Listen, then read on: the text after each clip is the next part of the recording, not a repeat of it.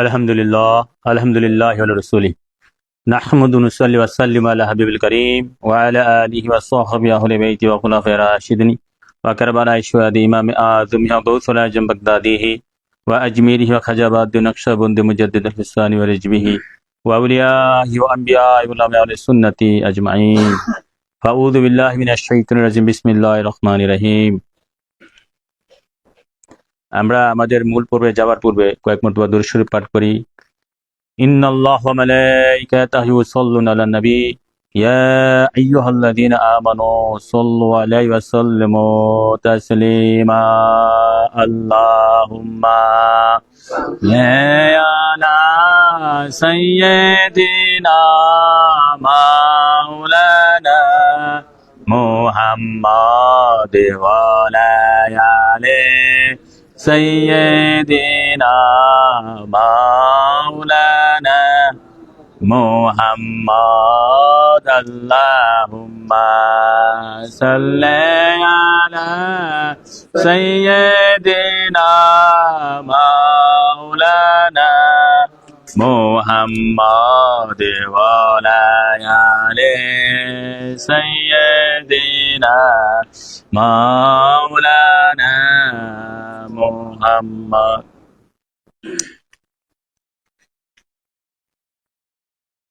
প্রিয় আশিকানে সাইয়েদনা মুহাম্মদ মুস্তাফা আহমদ মুস্তাফা সাল্লাল্লাহু আলাইহি সাল্লামের গোলামগণ এবং বিভিন্ন পীর মাশায়েখের ভক্তগণ যে যেখান থেকে শুনছেন, বিশেষ করে ইমানদার মুমিন মুমিনাতের প্রতি আমার সবিনয় সালাম, আসসালামু আলাইকুম ওয়া রাহমাতুল্লাহ। আমরা বিশেষ করে এশকে ইমান দরবার শরীফের পক্ষ থেকে আলোচনা বিষয়ভিত্তিক আলোচনা করার জন্য এখানে বসেছি আল্লাহ রাসূলের সন্তুষ্টি এবং আল্লাহ রাসূলকে জানা ও মানার উদ্দেশ্যে। তো আজকের আলোচনা বিষয়বস্তু আমি লিখে দিয়েছি যে আজকে যেহেতু আমাদের এই আলোচনা প্রথম এবং সেই হিসাবে আমি মনে করি আলোচনা করতে হবে আগে ইমান সম্পর্কে, এই জন্য আমি লিখে দিয়েছি আলোচনা বিষয়বস্তু হবে ইমান শব্দের অর্থ বিশ্বাস নয়। আমরা যে একটা সমাজে আমরা ধারাবাহিকভাবে জেনে আসতেছি যে ইমান মানি, আমরা তো মানি, বিশ্বাস করি। ইমান শব্দের অর্থ বিশ্বাস নয়। ইমান শব্দের অর্থ কি সেই ব্যাপারে আমরা কোরআন হাদিস দিয়ে আলোচনা করব।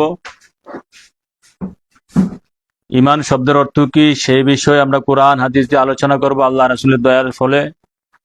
আর ইমান শব্দের ব্যাখ্যা বিশ্লেষণের পরে তারপরে আমরা আলোচনা করব ইমানের মূল।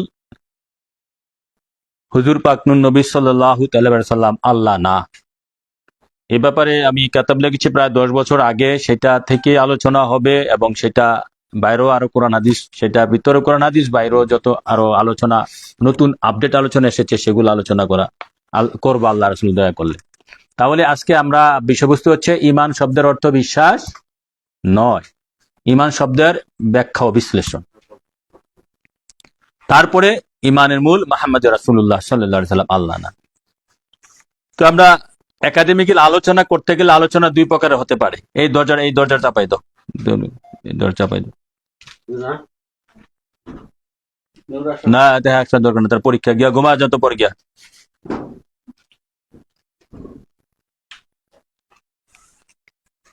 আমরা আলোচনা দুই প্রকার হতে পারে। একটা হচ্ছে থিওরিটিক্যাল আলোচনা, যত বক্তা বক্তব্য দেয়, যত লোক আলোচনা করে, দুই প্রকার আলোচনা থাকে। একটা হচ্ছে থিওরিটিক্যাল, কি এটা তথ্যগত কেতাবগত কোরআন হাদিস দিয়ে মুখস্থ যেটা আর কি, এটা থিওরিটিক্যাল বলা হয়। থিওরিটিক্যাল আলোচনা, এটা কেতাবে লেখা থাকে, আমরা এভাবে পাঠ করি। আরেকটা হচ্ছে প্র্যাকটিক্যাল আলোচনা। প্র্যাকটিক্যাল আলোচনা হচ্ছে ওই যে আমরা কৃষি শিক্ষা প্র্যাকটিক্যাল করাই তো না, সায়েন্স প্র্যাকটিক্যাল দেখে না, তারপরে কেমিস্ট্রি প্র্যাকটিক্যাল বিষয়গুলো আছে না, প্র্যাকটিক্যাল করে দেখাই যে এটা এমন, এটা এমন, এটা এমন। তারপরে এই যে আমাদের ইসলামিক সুফিজম আলোচনা, ইমানি আলোচনার মধ্যে প্র্যাকটিক্যাল কিছু আলোচনা আছে, সেগুলা যারা প্র্যাকটিক্যাল মুখোমুখি হয়েছে আল্লাহ রাসূলের সাথে, অলি গাউস কুতুবের সাথে, তারাই প্র্যাকটিক্যাল আলোচনা করতে পারবে নিজের দেহ থেকে, নিজের প্র্যাকটিক্যাল লাইফ থেকে। কথাটা বোঝা গেছে? তাহলে আলোচনা দুই প্রকার, একটা থিওরিটিক্যাল, একটা প্র্যাকটিক্যাল। তো থিওরিটিক্যাল আগে আলোচনা করবে কিতাব থেকে, হ্যাঁ এটা তো কিতাবে লেখা আছে, এটা থিওরি তথ্য। আরেকটা হচ্ছে নিজে কিভাবে পাইলা, নিজে কিভাবে অর্জন হইল, সেটা হচ্ছে প্র্যাকটিক্যাল, নিজের অভিজ্ঞতা বলা।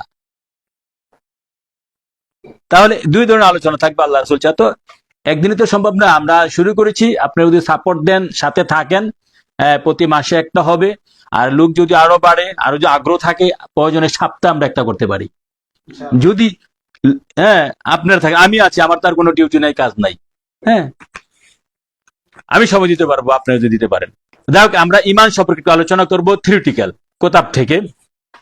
কারণ ইমান শব্দটা কোরআনে পাকে প্রায় 900 থেকে 1000 বার এসেছে। ইমান শব্দটা কোরআনে পাকে 900 থেকে আমার হিসাবে গণা যেমন, আর ইমান শব্দটা 45 বার আমি গুনে দেখেছি কোরআনে পাকে। তারপরে ইয়া আইয়ুহাল্লাযীনা আমানু, ওহে তোমরা যারা ঈমান এনেছো, এটা এভাবে এসেছে 89 জায়গায়। তারপরে মুমিন, ঈমানের মাধ্যমে মুমিন হয়, মুমিন এসেছে 230 আয়াতে, 230 জায়গায়। তুমিনুনা ইউমিনুনা ফেলে মুদারে হিসাবে এসেছে প্রায় 150 জায়গায়। তারপরে আমানু শব্দটা ইন্নাল্লাযীনা আমানু আমিলুস সলিহাতি এভাবে এসেছে 63 আয়াতে। তারপরে আল্লাহ আবার আমানু শব্দটা প্রায় 300 জায়গায়। এভাবে গণনা করে দেখেছি প্রায় 900 থেকে 1000 জায়গায় ঈমান শব্দটা আরবি ব্যাকরণের বিভিন্ন ভেদে এসেছে। অতএব ঈমানের আলোচনা আল্লাহ কোরআনে সবচেয়ে বেশি করেছেন, বারবার করেছেন। কেননা ঈমানের মাধ্যমে মুমিন হয়, ঈমানের মাধ্যমে ওলি হয়, ঈমানের মাধ্যমে গাউস হয়, কুতুব হয়, ঈমানের মাধ্যমে মুক্তি পায়, ঈমানের মাধ্যমে তাকওয়া বিদ হয়। তো ঈমান সারাটি কোরআন আগে ঈমান। তো ঈমান এই জন্য জোড়া বোঝা অত্যন্ত জরুরি। আর আমাদের সমাজে আমি আমার বয়সে দেখেছি যারা সুন্নি বক্তা আছে বা ওয়াহাবি বক্তা আছে, বিভিন্ন ফেরকার বক্তা আছে, বেশিরভাগ এবং আমলুক সবাইকে ঈমান তো বিশ্বাস তো করছি, এই বিশ্বাস তো না, ঈমান শব্দতে বিশ্বাস আমি কোরআনে দিতে পাইনি। আরবিতে বিশ্বাস বলা হয় ইয়াকিন। কি বলা হয়? ইয়াকিন শব্দের অর্থ বিশ্বাস, প্রত্যয়। প্রত্যয় বিশ্বাস শব্দ আরেকটা প্রতিশব্দ হলো প্রত্যয়, বাংলা শব্দ। দৃঢ়তা। ইয়াকিন শব্দের অর্থ বিশ্বাস, ইয়াকিন শব্দের অর্থ প্রত্যয়। ইয়াকিন ঈমান শব্দের অর্থ বিশ্বাস না, ঈমান শব্দের অর্থ বিশ্বাস এটলিস্ট কোরআন হাদিসে কেউ। এখন আপনি প্রায় আমার কাছে 8-10টা কোরআনের অনুবাদ আছে, 20-25টা 20-22টা তাফসির আছে। অনুবাদগুলোর মধ্যে ইয়া আইয়ুহাল্লাযীনা আমানু এটার অর্থ লিখেছে ওহে তোমরা যারা বিশ্বাসী, ওহে বিশ্বাসীগণ, এভাবে অর্থ লিখেছে। এটা আমার দৃষ্টিকোণ থেকে সম্পূর্ণ ভুল, আমার গবেষণা থেকে। বিশ্বাসীগণ হয় কেমনি? তা আমরা এই জন্য ঈমান শব্দটা কোরআনে কিভাবে এসেছে, কোরআন এবং হাদিসে আমরা ঈমান সম্পর্কে থিওরিটিক্যাল আগে একটু আলোচনা করব। ঈমান, আলিফ ইয়া মিম আলিফ নুন, ঈমান, এই 5টা শব্দে 5টা বর্ণ এই শব্দটা গঠিত। ঈমান, আলিফ ইয়া মিম আলিফ নুন, ঈমান। ঈমান শব্দটি আমিনা, ইয়ামানু, ওয়া আমনান, ওয়া আমানাতান, ওয়া আমনাতান থেকে মাজদার বা উচ্চমূল, এই শব্দগুলো থেকে ঈমান শব্দটা এসেছে। আমিনা বা আমান শব্দ থেকে, এক কথায় বলতে গেলে আমান শব্দ থেকে মাজদার বা উচ্চমূল, এর অর্থে রয়েছে ইসলাম, ন্যায়, শান্তি ও নিরাপত্তা পুরোপুরি নির্দেশ। মানে এখানে ঈমান শব্দের অর্থ করেছে শান্তি বা নিরাপত্তা, শান্তি বা নিরাপত্তা। ঈমান শব্দের বাংলা অর্থ নিরাপত্তা, নির্ভীক, মুক্তি, শান্তি, নিরাপদ। বাংলা অর্থ নিরাপদ, নিরাপত্তা। আসতেছি আমরা আলোচনায়। সাধারণত ভাষা বিশারদ আবু মনসুর আল আজহারি, আরবি ভাষা বিশারদ, ওনার জন্ম 282 হিজরিতে, ওনার এন্তেকাল 370 হিজরিতে। তার তাহজিবুল লুগাতে আবু জিয়াদের বাণীর উদ্ধৃতি দিয়েছেন এভাবে: আমানা ফুলানাল আদুওয়ান ইমানান ফা আমিনা ওয়াল আদু মুমান। অর্থ উমুক ব্যক্তি শত্রুকে নিরাপত্তা দিল। উমুক ব্যক্তি শত্রুকে নিরাপত্তা, ইমান শব্দের অর্থ নিরাপত্তা, মানে আমান। এই হলো ইমান, যা নিরাপত্তা দেওয়া। অতএব সে নিরাপত্তা পেল, সুতরাং শত্রুকে বলা হবে মুমানুন, নিরাপত্তা প্রাপ্ত, কারণ সে নিরাপদ হয়ে গেল। আর এই নিরাপত্তা প্রদানকারীকে বলা হয় মুমিন। অনুরূপ কোরআন মাজিদে নিরাপদ শহর হওয়ার ভিত্তিতে 1 নম্বর দলিল, ইমান শব্দের অর্থ যে নিরাপদ, নিরাপত্তা। এটার 1 নম্বর দলিল হচ্ছে কোরআনে পাকে সূরা 3-এ এসেছে, 95 নম্বর সূরা 3 নম্বর আয়াতে এসেছে, ওয়া হাযাল বালাদিল আমিন। এই আমিন শব্দটা ইমান শব্দ থেকে আসছে বা আমান শব্দ থেকে আসছে। হাযাল বালাদিল আমিন, কোরআনে পাকে সূরা 3-এ 3 নম্বর আয়াতে। অর্থ, আর এই নিরাপত্তা প্রাপ্ত নগরী বা মক্কার শপথ। আমিন, বালাদিল আমিন মানে নিরাপদ প্রাপ্ত শহর, নিরাপদ প্রাপ্ত, এটা নিরাপদ শহর, এটা নিরাপদ। বালাদিল আমিন মানে নিরাপদ শহর। এই আমিন শব্দটা ইমান শব্দ থেকে এসেছে। তা কোরআনে 1 নম্বরের দলিলে প্রমাণ করছে ইমান শব্দটা অর্থ বাংলা নিরাপদ, নির্ভীক। এটা নিরাপদ হয়ে গেছে, এটার কোনো ভয় নাই, এটা নিরাপত্তা পেয়ে গেছে। তারপরে আসেন, মক্কা মুআজ্জামাকে শপথের সাথে স্মরণ করেছেন নিরাপদ শহর হিসাবে। এখানে আমিন শব্দটি মামুন অর্থে ব্যবহৃত হয়েছে। আবু নসর জোহারি আকফস থেকে এই একই কারণ বর্ণনা করেছেন। আমান নিরাপত্তা শব্দটি খাউফ বিপরীত, যে আমান শব্দ থেকে ইমান শব্দ এসেছে, যার অর্থ নিরাপদ বা নিরাপত্তা। যে এই আমান শব্দের বিপরীত হচ্ছে খাউফ, ভয়। নিরাপদের বিপরীত হচ্ছে ভয়। তাহলে আমরা যে ইমান শব্দের অর্থে বিশ্বাস করি, বিশ্বাসের বিপরীত হচ্ছে অবিশ্বাস। আর এখানে ইমান শব্দের অর্থ হচ্ছে নিরাপদ, নিরাপদের বিপরীত হচ্ছে ভয়। নবীকে আলামিন যে বলা হতো, এইটাও ইমান শব্দ থেকে আলামিন শব্দটা এসেছে। আলামিন, আলামিন শব্দটা নবীকে বলা হতো, মানে নবীর কাছে এই কোনো কিছু মাল রাখলে এটা নিরাপত্তা থাকে। এরা যে আলামিন কখন দিছে উপাধি? নবীর কাছে যে তারা আমানত রাখতো, আমানত রাখলে এটা 1 কোটি হোক, 10 কোটি হোক, 1 টাকা হোক, এটা নিরাপদ, এই জন্য তাকে আলামিন বলা হতো। তাহলে ইমান শব্দের অর্থ কি দাঁড়াইতেছে? নিরাপদ, বিশ্বাস নয়। বিশ্বাস বলা ইয়াকিন, ইয়াকিন আমরা পরে আলোচনা করবো একটু। তো এখন আসেন, হযরত মুজাহিদ তিনি তাবি, কতিপয় ধারা অনুযায়ী আল্লাহ তাআলা একটি নামও আল আমিন, আল্লাহরও একটা নাম হচ্ছে আল আমিন, নিরাপত্তা দাতা। আমার নবীজিরও একটা নাম আল আমিন, নিরাপত্তা দাতা। তো এখান থেকে বোঝা যাচ্ছে ইমান কি। আমরা পরে আসতেছি, আমরা তো আমাদের বিষয়বস্তু হচ্ছে ইমান শব্দের অর্থ ব্যাখ্যা বিশ্লেষণ করা। ইমান শব্দের অর্থ বিশ্বাস নয়, ইমান শব্দের অর্থ কি আমরা আলোচনা করছি। তারপরে দ্বিতীয় বিষয়বস্তু হচ্ছে ইমানের মূল মুহাম্মদ রাসূলুল্লাহ, ইমান স্বয়ং সাইয়েদনা মুহাম্মদ মুস্তাফা আহমদ মুস্তাফা সাল্লাল্লাহু আলাইহি সাল্লাম বলে বর্ণিত হয়েছে। অনুরূপ আল মুমিন শব্দটি আল্লাহর নাম হওয়া তো স্বয়ং কোরআনে পাকে এসেছে। সূরা হাশরের 3 আয়াতে উভয়ের অর্থ অভিন্ন এবং তার আউলিয়াদের ভয়ভীতি থেকে নিরাপত্তা দানকারী। এবং ইমান শব্দের অর্থ যে নিরাপদ, নির্ভীক, নিরাপত্তা। এটা কোরআনের দ্বিতীয় দলিল হিসাবে কোরআনে পাকে সূরা কুরাইশে এসেছে, ফালিয়াবুদু রাব্ব হাযাল বাইত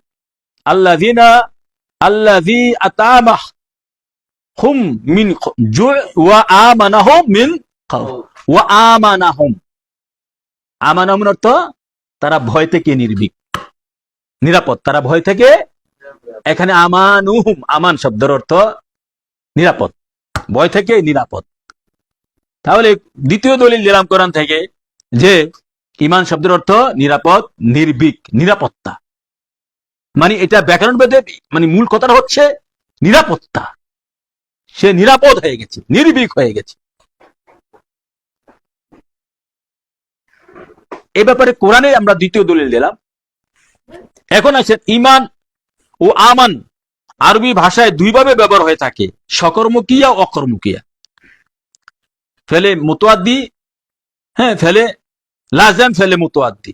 এভাবে মুমিন শব্দের অর্থ হলো দুটি, স্বয়ং নিরাপত্তা লাভকারী, অপর কাউকে নিরাপত্তা দানকারী। কোরআনে মজিদে মক্কা শরীফের উল্লেখ এভাবে এসেছে, আউয়ালাম ইয়ারা আন্না জালনা হারামান আমিনান। আর তারা কি অবলোকন করেনি যে আমি হেরেমকে, কাবাকে নিরাপদ স্থল বানিয়ে দিয়েছি। 3 নম্বর দলিল কোরআনে পাকে ইমান বা আমান শব্দটি নিরাপদ অর্থে 3 নম্বর দলিল। এটা হচ্ছে সূরা আনকাবুত 29 নম্বর সূরা 67 নম্বর আয়াতে। আউয়ালাম, তারা কি জানে, আল্লাহ বলতেছে আউয়ালাম ইয়ারা আন্না জালনা হারামান আমিনান। তারা কি অবলোকন করেনি যে, তারা কি দেখেনি আমি হেরেমকে নিরাপদ স্থল বানিয়ে দিয়েছি। এখানেও ইমান শব্দটা নিরাপদ, নির্ভীক হিসাবে ব্যবহার হয়েছে কোরআনে পাকে। 3 নম্বর দলিল। 4 নম্বরে কাবা শরীফকে নিয়ে পূর্ণ এরশাদ হয়েছে, ওয়া ইয জাআলনাল বাইতা মাসাবাতান লিন-নাসি আমনান। আর স্মরণ করু আমি যে এই গৃহকে, কাবাগড়কে মানব মণ্ডলীর জন্য ধাবিত জামায়াত হওয়ার কেন্দ্র নিরাপদ করে দিলাম। এখানেও 5 নম্বরে, এখানেও এটা হচ্ছে সূরা বাকারা 2 নম্বর সূরা 125 নম্বর আয়াতে, এখানেও আমনান শব্দের অর্থ মানে আমনান ঈমান থেকে এসেছে, ঈমান শব্দ থেকে। এখানেও ঈমান শব্দটা নিরাপদ অর্থ ব্যবহৃত হয়েছে। এটা হচ্ছে সূরা বাকারা 125 নম্বর আয়াতে। তাহলে কোরআনের বাক্যে আমরা 5টি আয়াতে দেখলাম ঈমান শব্দের অর্থ নিরাপদ, নির্ভীক, নিরাপত্তা। আবার যদি অন্যভাবে বলি বাংলা, শান্তি, নিষ্কৃতি, নাজাত, এগুলো বলা যায় ঈমান শব্দের বাংলা অর্থ। এবং ঈমান শব্দটা এই যে 5টা বর্ণ দিয়ে গঠিত, এটা আবার আমান ধাতু থেকে এসেছে। এটা মূল শব্দ হচ্ছে আমান বা আমিন, আমান, আলিফ মিম নুন, আমান। এটার অর্থ হচ্ছে নির্ভীক, নিরাপদ, নিরাপত্তা, শান্তি, মুক্তি, নিষ্কৃতি। বাংলা অর্থগুলো এরকম। শব্দ ব্যাখ্যা তো এগুলো হচ্ছে থিওরিটিক্যাল আলোচনা। তারপরে এখন আমরা হাদিস শরীফে যাব। এছাড়াও আবু ইসহাক জুজাস নিরাপত্তা সংক্রান্ত বিষয়ের জন্য আমিন, আমনুন, আমনুন শব্দগুলো একই অর্থে বর্ণনা করেছেন। নবী করিম সাল্লাল্লাহু আলাইহি সাল্লাম এর হাদিস ও নক্ষত্রকে আমনাতান বলা হয়েছে, এই অর্থে যে নক্ষত্ররাজি আসমানি জগতে নিরাপত্তা। এগুলো যখন পরস্পরের সংঘর্ষে পতিত হতে থাকবে তখন কিয়ামত হবে, জগতের সমাপ্তি ঘটবে। এমনি রূপে নবী পাক সাল্লাল্লাহু আলাইহি সাল্লাম নিজেকে সাহাবাদের জন্য মানে হাদিস শরীফ ও ঈমান শব্দটা বা আমান শব্দটা নিরাপদ অর্থে, নির্ভীক অর্থে ব্যবহার হয়েছে। যেমন নবী পাক সাল্লাল্লাহু আলাইহি সাল্লাম বলছেন, আন নুজুমু আমনাতা সামা ফাইযা যাহাবাতি নুজুমু আতা সামায় মা তুআদু। অর্থ, নক্ষত্ররাজি আসমানি জগতের নিরাপত্তা। এই নক্ষত্রগুলো আসমানি জগতের নিরাপত্তা। এগুলো যখন পরস্পর সংঘর্ষ হয়ে পতিত হতে থাকবে তখন কিয়ামত হবে, তাহলে অর্থাৎ জগতের সমাপ্তি ঘটবে। তাহলে এখানে নবী পাক সাল্লাল্লাহু আলাইহি ওয়াসাল্লাম হাদিস শরীফে আজ নুজুমু আমনাতা, নক্ষত্রগুলো হচ্ছে আকাশের নিরাপত্তা। এখানে আমান শব্দটা বা যেটা ঈমান থেকে, যে শব্দ থেকে ঈমান শব্দটা উৎপত্তি হয়েছে, এখানে আমান শব্দের অর্থ নিরাপত্তা হিসেবে ব্যবহার হয়েছে হাদিস শরীফে। তারপরে এমনি ভাবে নবী পাক সাল্লাল্লাহু আলাইহি ওয়াসাল্লাম নিজেকে সাহাবাদের জন্য আমানাতুন, নিরাপত্তা বিধানকারী বলেছেন। সাহাবীদের, নবী পাক সাল্লাল্লাহু আলাইহি ওয়াসাল্লাম সাহাবীদের জন্য নিরাপত্তা বিধানকারী। নবী যে স্বয়ং ঈমান, এই হাদিসে আর হাদিসে প্রমাণ এখানে হচ্ছে এই, তিনি বলেছেন আনা আমানাতুন লিন আসহাবি। হাদিস শরীফে নবী পাক সাল্লাল্লাহু আলাইহি ওয়াসাল্লাম বলেছেন আনা আমানাতুন লি আসহাবি, আমি আমার সাহাবীদের নিরাপত্তাকারী বা নিরাপত্তা দাতা। তার বলছে ফাইদা যাহাবতু আতা আসহাবি মা ইউআদুন, আমি আমার সাহাবীদের নিরাপত্তাকারী। আমি যখন দুনিয়া হতে অদৃশ্য হয়ে যাব তখন তাদের উপর বিরুদ্ধবাদ, বিদ্রোহ, শত্রুতার ফিতনাসমূহ এসে পড়বে। পুরো হাদিস এটা আর কি, যেগুলো ওয়াদা তাদের সাথে করা হয়েছে। অতএব এরূপে হয়েছে, যার ফলশ্রুতিতে অনেক খেলাফতে রাশিদিন ও হাজার হাজার সাহাবা শহীদ হয়েছে। নবী পাক সাল্লাল্লাহু আলাইহি ওয়াসাল্লাম হ্যাঁ, পুণ্ডে আরশাদ করেন আসাবু আমানাতুন লি উম্মতি। নবী পাক সাল্লাল্লাহু আলাইহি ওয়াসাল্লাম আবার বলতেছেন আসাবু আমানাতুন লি উম্মতি, আমার সাহাবীগণ আমার উম্মতের জন্য নিরাপত্তা। তাহলে ঈমান শব্দের অর্থ এখানে নিরাপত্তা দাঁড়াচ্ছে হাদিস শরীফে। ফাইযা যাহাবা আসাবু আতা উম্মতি মা তুআদুন। আচ্ছা, গেল এটা। মুদ্রা কথা হলো সবখানেই আমানাতুন শব্দটি আমান নিরুপদ্রব বা নিরাপত্তা, আমান নিরাপত্তার অর্থে এসেছে। আর এই অভিধানে এটি ঈমান শব্দের উৎস সমূহ। আর অভিধানে এটি বিশ্বের যত আরবি অভিধান আছে এটি ঈমান শব্দের উৎস সমূহ। সুতরাং বোঝা গেল ঈমান শব্দের মূলে এবং এই শব্দ থেকে নির্গত সমুদয় বিশেষ্য ও বিশেষণ সমূহ নিরুপদ্রব ও নিরাপত্তার ধারণায় পাওয়া যায়। এই কারণে যে ব্যক্তি কর্ম স্বভাব নিরাপত্তা ও নিরুপদ্রবের বিপরীত হবে, বরং এর ধ্বংস বিনাশের কারণ হবে, আর নিজের কর্মকাণ্ড দ্বারা ভীতি সঞ্চার করবে এবং ত্রাস কুনকারাবি রাহাজানি বিনাশের পথ বেছে নিবে, তার সম্পর্ক ঈমানের সাথে হতে পারে না। সে বেঈমানের সাথে তার সম্পর্ক, জালিমের সাথে তার সম্পর্ক। তাহলে কি দাঁড়াচ্ছে? আমার হুজুর পাক নবী মানে হাদিস এবং কোরআন অনুযায়ী ঈমান শব্দের ব্যাখ্যা সংক্ষেপে দাঁড়াচ্ছে যে ঈমান শব্দের অর্থ বিশ্বাস নয়, ঈমান শব্দের অর্থ প্রত্যয় নয়। আমরা যে বলি কথা যে আমরা ঈমান আনছি, বিশ্বাস করে লেছি, লা ইলাহা ইল্লাল্লাহ মুহাম্মাদুর রাসূলুল্লাহ পড়ছি, ঈমান হয়ে গেছে। না, এটা না। ঈমান, তুমি ঈমানের মাধ্যমে কতটুকু নিজেকে নিরাপত্তা দিতে পেরেছ? নিরাপত্তা কে দিবে? এই ঈমানটা স্বয়ং আল মাসদার। আল ঈমান কে? স্বয়ং আল ঈমান হচ্ছে আমার নবী, আপনার নবী, কুল কায়নাতুন নবী, আল্লাহর দোস্ত হাবিব, নূরে খোদা, নূরে মুজাসসাম, আকে মাওলা তাজের মদিনা সাইয়েদনা মুহাম্মদ মুস্তাফা আহমদ মুজতবা সাল্লাল্লাহু আলাইহি সাল্লাম স্বয়ং আল ঈমান, তিনি স্বয়ং ঈমান। তো নবীর মাধ্যমে, নবী যেহেতু স্বয়ং ঈমান, পরে আমরা আসছি তিনি কিভাবে ঈমান, তিনি ঈমানের মূল। ঈমানের মূল আল্লাহ না। তো তিনি যেহেতু ঈমান, নবীর মাধ্যমে আপনি আমি কতটুকু নিরাপত্তা পাইলাম, নির্ভীক হইলাম, কতটুকু নাজাত পাইলাম, শান্তি পাইলাম ঈমানের মাধ্যমে, তাহলেই আপনি মুমিন হইতে পারবেন। মুমিন শব্দের বাংলা অর্থ হচ্ছে যে নিরাপত্তা পেয়ে গেছে। মুমিন শব্দের দুইটা অর্থ। মুমিন শব্দের অর্থ যদি আল্লাহ রাসূলের শানে মুমিন বলা হয়, নবী যে মুমিন, আল্লাহ তো মুমিন, কোরআনে সূরা হাশরের শেষ 3 আয়াতে আছে না, তখন অর্থ হবে নিরাপত্তা দাতা। নিরাপত্তা দাতা। নবীর শানে যখন মুমিন শব্দ হবে, তিনি নিরাপত্তা দাতা। তিনি নিরাপদ, আমাকে আপনাকে, কুল গানাতকে নিরাপত্তা দিবেন, নিরাপত্তা দাতা অর্থ নিতে হবে। আর আমরা যখন আমাদের ক্ষেত্রে, যখন সাধারণ মানুষের ক্ষেত্রে যখন মুমিন শব্দ ব্যবহার হয়, তখন সে নিরাপত্তা পেয়ে গেছে, নিরাপত্তা পেয়ে গেছে। আবার কিছু কিছু ওলি গাউস কুতুব যখন আছে, তারা যখন মুকাম্মেল কামেল দরজার মুমিন হয়ে যায়, তারা আবার আরেকজনকে নিরাপত্তা দিতে পারে।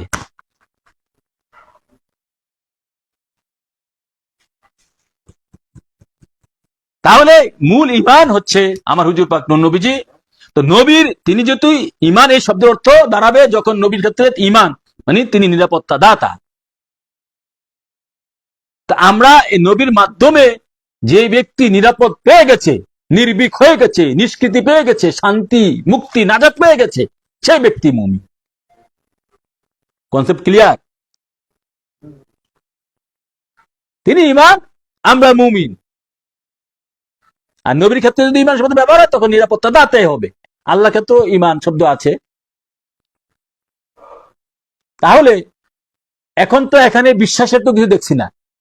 তবে হ্যাঁ, বিশ্বাস প্রত্যয়, ঈমান অর্জন করতে গেলে নবীর প্রতি ভক্তি, ভালোবাসা, আদব। নবীর প্রতি প্রথমত লাগবে ভালোবাসা, দ্বিতীয়ত আদব, তৃতীয়ত তাজিম, তৃতীয়ত বিশ্বাস যে আমরা তাকে গ্রহণ করতে হবে, সত্য বলে মানা।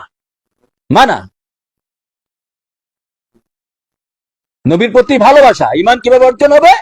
তার প্রতি নবীর পাকে জান ও মালের চেয়ে বেশি ভালোবাসে গ্রহণ করা। তারপরে তাজিম, তাজিম আদব প্রায় একে। তাজিম মানে সম্মান, জান মাল দিয়ে সম্মান, নবীকে কিভাবে সম্মান করতে হবে, নবীকে ভাষা দিয়ে সম্মান করতে হবে। হ্যাঁ, নবী পাক সাল্লাল্লাহু আলাইহি সাল্লামকে হাত পা কর্ণ চক্ষু দিয়ে সম্মান করতে হবে,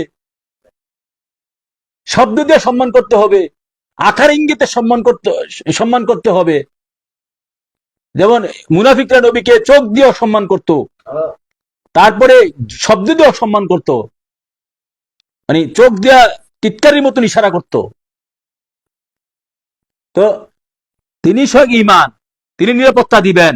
আর আমরা যদি মুমিন হইতে পারি তাকে গ্রহণ করে, নবী কোন জায়গায় গ্রহণ হবে? নবীকে প্রথমত গ্রহণ করতে হবে কালবে, এশকে রসুলের পানি দিয়া কাল ধুত করতে হবে। যেমনি ভাবে, হ্যাঁ, এটি হচ্ছে এক ধরনের থিওরিটিক্যাল আলোচনা, থিওরিটিক চলে গেছে, আর প্র্যাকটিক্যাল মানে প্র্যাকটিক্যাল আলোচনা এখন যে 2 মিনিট বললাম, আরো থিওরিটিক্যাল কথা আছে সেগুলো বলে নেই, হাদিস শরীফ আছে। হ্যাঁ, মানে প্র্যাকটিক্যালটা বললে আরো জিনিসগুলা ক্লিয়ার হবে। প্র্যাকটিক্যাল যে এইভাবে করতে হবে, আদম সফুল্লার উদাহরণ দিলে আমরা কিভাবে মুমিন, আল্লাহ রাসূল আমাদেরকে মুমিন বানাইছে, মুমিন বলা ক্ষেত্রে আমি মুমিন ইনশাল্লাহ বলা যাবে না।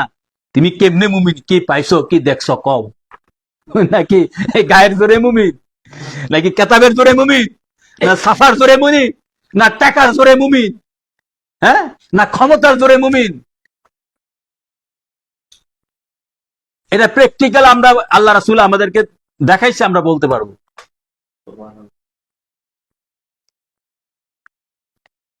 যাক, থিওরিটিক্যাল আরো কথা আছে, আরো কিছু হাদিস দেই। ইমাম নাসাই আহমদ বিন হাম্বল হযরত আবু হুরায়রা রাদিয়াল্লাহু তাআলা আনহু থেকে riwayat করেন, নবী পাক সাল্লাল্লাহু আলাইহি সাল্লাম মুমিনদের পরিচিতি দিতে গিয়ে এভাবে বলেন, আল মুমিনু মান আমিনা হু নাসু আলা দিমাহিম ওয়া আমওয়ালিহিম। মুমিন সেই ব্যক্তি, বুখারী মুসলিমের হাদিস, সহিহ হাদিস, হাদিস নম্বর অনেক দেওয়া আছে এখানে। মুমিন ওই সেই ব্যক্তি যার কাছে মানুষ নিজের রক্ত সম্পদকে নিরাপদ মনে করে। মুমিন, একজন মুমিনের কাছে সারা দুনিয়ার হিন্দু বৌদ্ধ খ্রিস্টান ইহুদি যে হোক, তার কাছে ওই মানুষের জীবন এবং সম্পদ নিরাপদ। সিয়াসিত্তার হাদিস, তিরমিজিতে আসছে, নাসাইতে আসছে, আহমদে আসছে। হ্যাঁ, যার কাছে মানে তার দ্বারা অপরের ক্ষতি সম্ভব না, একটা মুমিন দ্বারা ক্ষতি করা যাবে না।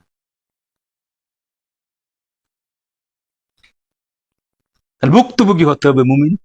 তুমি যদি মানুষের ক্ষতি না করো মুমিন দাবি কইরা, তাহলে মানুষ তো তোমার ক্ষতি করবে। মানুষ কারে চাপাইয়া ধরে, যে সরল সোজা ভালো অপরের ক্ষতি করে না, তার তো চাপাইয়া ধরে। আর যে টেরর সন্ত্রাস, তার কাছে কেউ ইয়া করে নাকি, তার চাপাইয়া ধরে? মুমিন হলে ক্ষতিগ্রস্ত হইতে হবে। এখানে কি বলছে যে ওই ব্যক্তি খাঁটি মুমিন, এখানে নামাজ রোজার কথা আসে নাই। মুমিনের সংজ্ঞা নবী পাক আল মুমিনু মান আমিনা হু নাসু আলা দিমাইহিম ওয়া আমওয়ালিহিম। ওই ব্যক্তি মুমিন যার কাছে মানুষের জীবন বা রক্ত, মানে তার রক্ত ঝরে না, সে মানুষের জীবন এবং সম্পদ নিরাপদ। এগুলো কখন সম্ভব হবে? যদি বিতর্ককে রিফাইন করা হয়, ভিতরটা যদি পিউরিফাই করা হয়, তাহলে তার দ্বারা সম্ভব। ইমানের বিষয়টা সম্পূর্ণ ভিতরের বিষয়, আবার বাইরে, এই হাদিস দ্বারা আবার বাইরেও বিষয় বোঝা যায়। ইমানের বিষয়টা যেহেতু সম্পূর্ণ ভিতরের বিষয়, এই হাদিস দ্বারা আবার বাইরেও বোঝা যায়। হ্যাঁ, ভিতরে যার অর্জন হয়েছে, এশকে রসুলের পানি দিয়ে যে যার কাল তার সমস্ত দেহ তোতন করছে, ময়লা দূর হয়ে গেছে, তার দ্বারা এই হাদিস মানা সম্ভব। মুমিনের পরিচয় দিতে গিয়ে নবী তো বলে নাই যে 5 ওয়াক্ত নামাজ পড়ে সে মুমিন, এই হাদিসে তো নাই। যার কাছে মানুষের জান নিরাপদ, শত্রু হইল তাকে হ্যাঁ মানে ক্ষতি করে না। আর যদি ধর্মীয় শত্রু হয় তাহলে ভিন্ন বিষয়, মাফ করে দিলে অনেকেই, যে একটা আমার নবীর দুশ্মন, তুমি তো জান নবীর উপর ছেড়ে দিলাম, নবী বিচার করবে, আমি কি বিচার করি না, এটা হইলো আরো ভালো।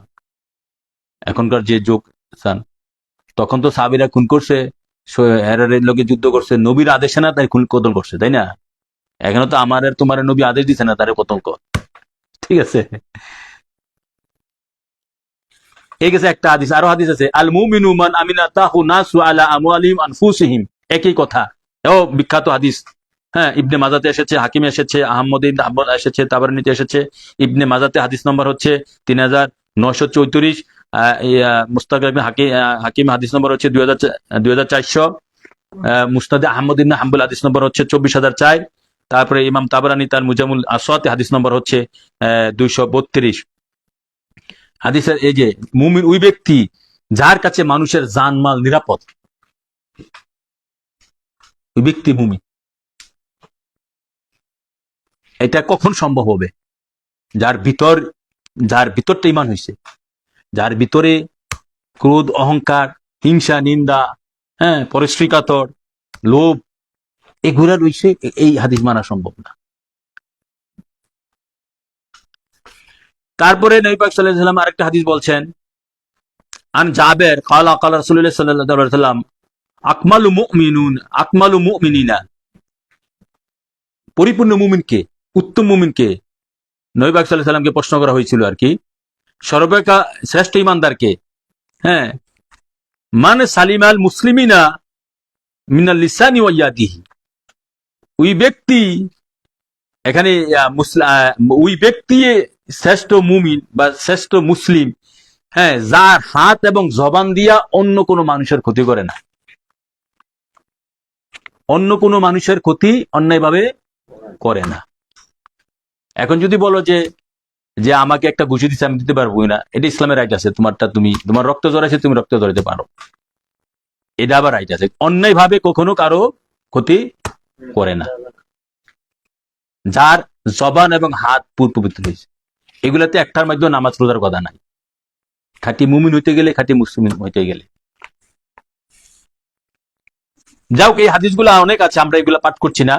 এখন প্র্যাকটিক্যাল আমরা কিছু কথা বলবো, যে সেটা হচ্ছে মুদ্রা কথা। এখন যে আলোচনা, আমরা ইমান শব্দের ব্যাখ্যা দিলাম বা কয়েকটা হাদিস দিলাম, কোরআনের 5-6টা আয়াত দিলাম। ইমান শব্দের অর্থ দাঁড়াচ্ছে, হ্যাঁ, ইমান শব্দটা আমান ধাতু থেকে এসেছে, হ্যাঁ, যার অর্থ হচ্ছে নিরাপত্তা, নির্ভীক, নিষ্কৃতি, শান্তি, মুক্তি, নাজাত। যে ব্যক্তি এই দেহটাকে নিরাপত্তা দিয়ে দিয়েছে নবীজির মাধ্যমে, শান্তি পেয়েছে ভিতরে বাহিরে, বিশ্বের ভিতরের বিষয়, নিষ্কৃতি পেয়েছে, নাজাত পেয়েছে, সেই ব্যক্তি মুমিন। সেই ব্যক্তি মুমিন কার মাধ্যমে পাবে? কে দিবে? স্বয়ং মদিনাওয়ালা সাল্লাল্লাহু আলাইহি ওয়াসাল্লাম। যদিও বর্তমানে এখন প্রশ্ন করতে পারেন, তাহলে পীর মাশায়েখের মাধ্যমে কি করবে? পীর মাশায়েখরা মাধ্যমে মুমিন হবে, তবে পীর মাশায়েখরা তো নবীর কাছ থেকে না দিবে। তো মূল হচ্ছে নবী দুজাহান ঈমান। হক্কানি পীর মাশায়েখ ওলি গাউস কুতুবরা মাধ্যমে ঈমান পাবে, তবে মূল হচ্ছে নবী দুজাহান, ওখান থেকে সব আসতেছে।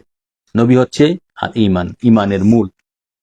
আর এই ঈমান শব্দের অর্থ, নবী শব্দ, এই ঈমান শব্দের অর্থ শান্তিদাতা, নাজাতদাতা, নিরাপত্তা দাতা, মুক্তিদাতা, এগুলা বাংলা অর্থ করলে। আর মূল অর্থ নিরাপত্তা দাতা, ঈমান শব্দের অর্থ, বা নিরাপদ, নিষ্কৃতি, শান্তি, মুক্তি। এখন সেই নবী দোজা কোরআনে পাকে এবং হাদিসে যে এসেছে, আরো হাদিস, আমরা যদি কতটুকু বাস্তব হবে, আমরা যদি কোরআনের এই আয়াতটা ধরি, কোরআনে পাকের যে সূরা মুজাদালাতে 22 নম্বর আয়াতে, এটা হচ্ছে ঈমানের অন্যতম আর কি, ঈমান শব্দের অন্যতম বলা যায়।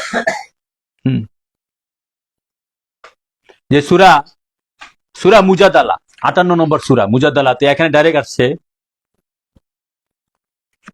যে লা তাজিদু কওমান ইউমিনুনা বিল্লাহি ওয়াল ইয়াউমিল আখিরি ইউআদুনা মান হাদাল্লাহু ওয়া রাসূলুহু ওয়া লাকানু আবাহুম ওয়া আবনাহুম ওয়া ইকানাহুম ওয়া আশিরাতাহুম উলাইকা কাতাবা ফি কুলুবিল ঈমান ওয়া আইদাহুম বিরূহি মিনহুম ওয়া ইদখুলু জান্নাতা তাজরি মিন তাহতিল আনহারু খালিদিনা ফিহা রাদিয়াল্লাহু আনহুম ওয়া রাদু আনহু উলাইকা হিজবুল্লাহ আলা ইন্না হিজবুল্লাহি মুফলিহুন। সূরা মুজাদালা শেষ আয়াত, গুরুত্বপূর্ণ একটা আয়াতটা নাজিল হয়েছিল বদরের যুদ্ধ কেন্দ্র করে। আবু উবাইদা ইবনে জররাহ, বিশিষ্ট একটা সাহাবী, আবু উবাইদা ইবনে জররাহ বদরের যুদ্ধে নিজের পিতা জররাকে হত্যা করছে। কার প্রেমে পইরা? নাকি আল্লাহর প্রেমে পইরা? না কোন পিতা মাতার প্রেমে, অন্য কোন বউয়ের প্রেমে পইরা, প্রেমিকার প্রেমে পইরা? স্বয়ং মদিনাওয়ালার প্রেমে পড়ে আবু উবাইদা ইবনে জররা,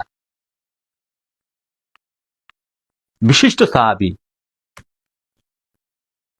বদরের যুদ্ধে নিজের পিতাকে কতল করছে। হযরত মাসাব ইবনে উমাইর আপন ভাই আব্দুল্লাহ ইবনে আব্দুল্লাহকে হত্যা করছে এ বদরের যুদ্ধে, নবীর জন্য, নবীর পক্ষে নিয়ে। উমর ফারুকে আজম আপন মামা আস ইবনে হিশামকে হত্যা করেছে এই বদরের যুদ্ধে। তাদেরকে কেন্দ্র করে আল্লাহ পাক আয়াত নাযিল করছে। তাদেরকে কেন্দ্র করে আয়াতরা, মানে আয়াতের যে অর্থ করতে যাবে, আয়াতের শানুজুলটা এরকম। শানুজুল কি? আয়াত কোন ঘটনাকে কেন্দ্র করে আয়াতরা নাজিল হয়েছে। আল্লাহ বলতেছে, হে আমার হাবিব, আপনাকে যারা ভালোবাসে, আপনি এমন কোন সম্প্রদায় পাবেন না, এমন কোন দল পাবেন না যে যদি তারা নিজের বাপও হয়, ভাইও হয়, মাও হয়, তাদেরকে তারা ভালোবাসবে। যারা আপনি নবীকে ভালোবাসে তারা ওই সম্প্রদায়কে ভালোবাসবে না, সত্যিকারে যারা আপনাকে ভালোবাসে। যেমন উবাইদা ইবনে জররা নিজের বাপকে খুন করছে, হযরত মাসাব ইবনে উমর আপন ভাই আব্দুল্লাহকে খুন করছে, ফারুক আজম তার আপন মামা ইবনে হিশামকে খুন করেছে এই বদর যুদ্ধে। তাহলে কি হইল?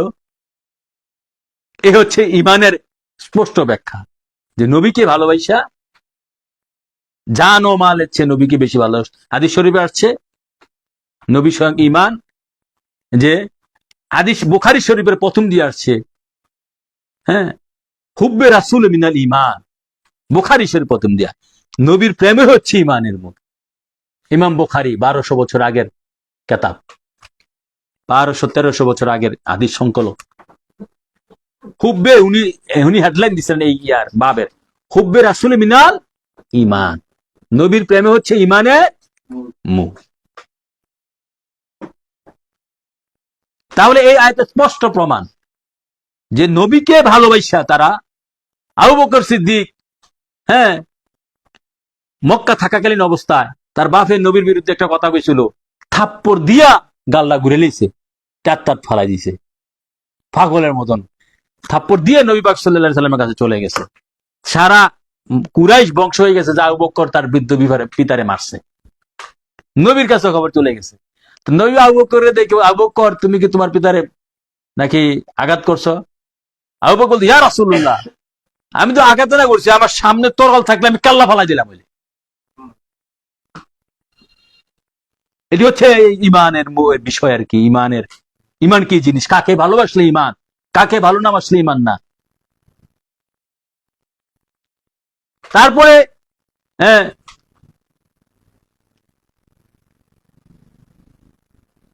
আস ইবনে আবি ওয়াক্কাস, আবু আস ইবনে আবি ওয়াক্কাস নামে একজন সাহাবা আছে, একটা সম্প্রদায়ের নেতা ছিলেন কুরাইশের। আবু বকর সিদ্দিকের দাওয়াতে মুসলমান হয়েছে, ওর গোত্রের নেতা ছিলেন সে।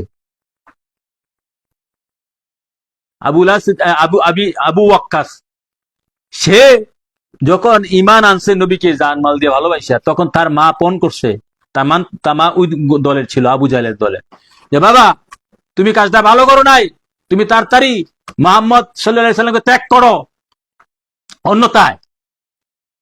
অন্যথায় আমি আর কখনো পানাহার করব না, পানা না করে আমি মারা যাব। লোকেরা তোমাকে অপবাদ দিবে যে এই আবুল আস ইবনে আবি ওয়াক্কাসের কারণে না খাইয়া মা মারা গেছে, তুমি এই কলঙ্কে মরবা। একদিন, 2 দিন, 3 দিন মা না খাইয়া রয়েছে।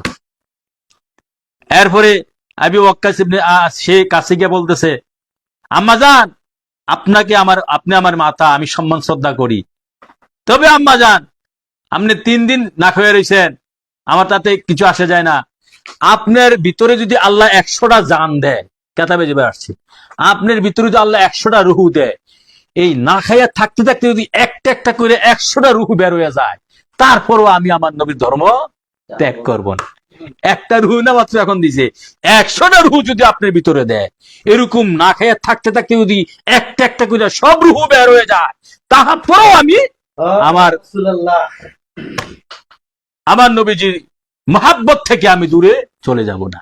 এগুলো হচ্ছে সাহাবীদের প্র্যাকটিক্যাল জীবন, সাহাবীদের প্র্যাকটিক্যাল জীবন, এগুলোতে কোনো সন্দেহ নাই, লা শাক্কা সাহাবা কেরামের প্র্যাকটিক্যাল জীবন। এখন আপনি আমি যদি নবী প্রেমিক দাবি করে হইতে চাই, তো ওখানেও এরকম প্র্যাকটিক্যাল থাকতে হবে, এই নিজের জীবনে প্র্যাকটিক্যাল থাকতে হবে। ইমানের জন্য কাকে ত্যাগ করলাম, ইমানের জন্য কি ছাড়লাম, নবীকে ভালোবাসা কি ত্যাগ করলাম, কি গ্রহণ করলাম, কি বর্জন করলাম, কি পাইলাম। এখন আসেন, এই আয়াতের মধ্যে আছে সূরা মুজাদ্দালা লাস্টের আয়াতে এই ঈমান, আমরা তাহলে বুঝলাম ঈমানের মূল হুজুর পাক নূর নবী সাল্লাল্লাহু আলাইহি সাল্লাম। নবীকে সাহাবীদের জীবনী আলোচনা করলে পাওয়া যায় সাহাবারা নবীকে কেন্দ্র করে কেউ ভাইয়ের হত্যা করছে, কেউ বাপের হত্যা করছে, কেউ জাদার হত্যা করছে, কেউ খালুর হত্যা করছে, কেউ ভাইয়ের হত্যা করছে, কেউ মার সংস্পর্শ ত্যাগ করছে। হ্যাঁ, কাকে? তাহলে এতে প্রমাণ হয় ঈমানের মূল হুজুর পাক নূর নবী, যে আল্লাহ না, এতে প্রমাণ। তারপরে আমরা আরো প্র্যাকটিক্যাল আছে, এর বিষয় হুজুরে 1000 বার বলছে, সেগুলো আমি বলবো পরে সময় পাইলে। এখন আসুন তাহলে কি বলা যায়। এরপর আল্লাহ উলাইকা কাতাবা ফি কুলুবুল ঈমান, কুলুবুহিমুল ঈমান, এটা সূরা মুজাদ্দালা এবং সূরা হুজরাতে আসছে। আমাননা, হ্যাঁ, আমাননা, আসলাম না, দুটো শব্দ আছে। ঈমান কোন জায়গায় বসবাস করে? দেহের ভিতরে ঈমান কোন জায়গায় বসবাস করে, সেই জায়গাটার মধ্যে ঈমান সংগ্রহ করতে হবে। দেহের ভিতরে ঈমান বসবাস করে, এই আয়াতে আসছে যে কাতাবা, আল্লাহ বলতেছে যে তোমরা যেহেতু আমার দোস্ত হাবিবের প্রেমে পড়া কেউ বাপের খুন করছো, কেউ ভাইয়ের খুন করছো, কেউ মা ত্যাগ করছো, কেউ বউ ত্যাগ করছো, কেউ সন্তান ত্যাগ করছো, কেউ মামা ত্যাগ করছো, খুন করছো, আল্লাহ খুশি বলতেছে কাতাবা ফি কুলুবিহিমুল ঈমান, আমি আল্লাহ, হ্যাঁ, তোমাদের কল্প সমূহে, তোমাদের অন্তর গুলাতে আমি হাত দিয়া ঈমানদার লিখে দেব। হাত দিয়ে তোমাদের কল্প গুলোকে আমি ঈমান কাতাবা, আমি লিখে দেব, আল্লাহ নকশা করে দেব, ঈমানের নকশা। তাহলে এই আয়াতে, তারপর সূরা হুজরাতে বিভিন্ন আয়াতে প্রমাণ, ঈমান থাকে মুমিনের কলবে, ঈমান থাকে, ঈমান থাকে মুমিনের কলবে। এখন প্রশ্ন, সাহাবীদের সামনে আমার নবী ছিলেন, সাহাবীদের কলবের মধ্যে আমার নবী ছিলেন, হ্যাঁ, সাহাবীদের কলবে নবী ছিলেন নূর আকারে। আমাদের কলবে যদি আমরা মুমিন হই, নবী নূর আকারে থাকবে, নবীর নূর। আবার সামনে ছিলেন, তাদের সামনেও ছিলেন সূরত আকারে। আবার আল্লাহর আরশে ছিলেন নূর আকারে, সূরত আকারে। আবার কবরে, সাহাবারা যখন ইন্তেকাল করছে, কবরে যখন প্রশ্ন করে নবীকে দিয়ে, আবার ওখানেও ছিলেন তিনি। তাহলে হাজির নাজির হচ্ছে নি? এই যে বদরের যুদ্ধে, উহুদের যুদ্ধে যে মুসলমান 70 জন শহীদ হয়েছে, 70টা কবরে বা 70টা কবর হয় নাই, একই কবরে একাধিক লোক অনেক জায়গায় ইয়া করছে, দাফন করছে, কিন্তু তাদেরকে প্রশ্ন করা হয়েছে না, মান হাজা রাসূলুল্লাহ জি বৈসা ফিকুম, নবীকে দেখাইয়া। তাহলে নবী যেমনি জমিনের উপরে, তেমনি আবার সাহাবীদের কবরে, তেমনি আবার সাহাবীদের, আবার তেমনি আবার আল্লাহর আরশে, তেমনি আবার অন্যান্য দূর দূরান্ত যে সাহাবী, তাদের কলবে, তাদের সামনে, তাদের সব জায়গায়। তাহলে এখানে তো প্রমাণ হয় তিনি হাজের নাজের। মানলে তো সহজ, বুঝলে সহজ, না মানলে তো কঠিন।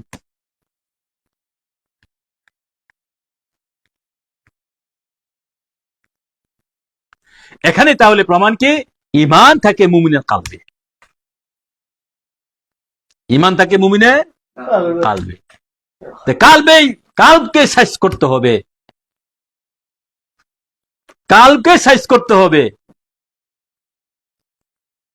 কালবে যে রোগগুলো আছে, ঈমানের পানি দিয়ে ধুত করতে হবে, ঈমানের নূর দিয়ে ধুত করতে হবে, ঈমানের প্রেম দিয়া কালবের ভিতরটা। যেমন আমরা এই ময়লা, কাপড় ময়লা হয়ে গেলে এটা ধুত করি না, হ্যাঁ, দ্রুত করলে তো পরিষ্কার হয়। তো কাল পরিষ্কার করতে হবে নবীর নূর দিয়ে, নবীর প্রেম দিয়ে, ইমানের নূর দিয়ে।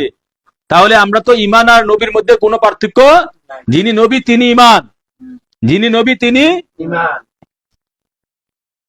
ইমান শব্দের অর্থ বিশ্বাস না, তিনি ইমান, তিনি ইমান, তিনি নিরাপত্তা দাতা, শান্তিদাতা, নাজাত দাতা, মুক্তিদাতা দুজকের আগুন থেকে।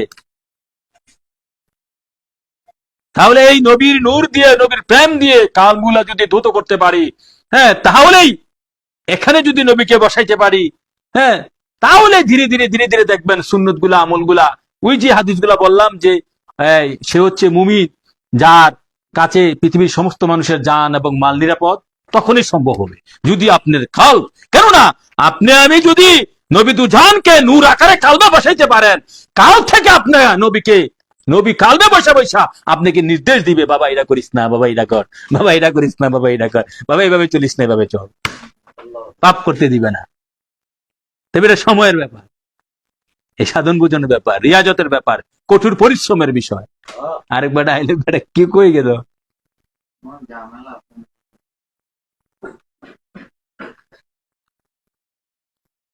আল্লাহুম্মা সাল্লি আলা সাইয়্যিদিনা মাওলানা মুহাম্মদ ওয়ালা আলি সাইয়্যিদিনা মাওলানা মুহাম্মদ।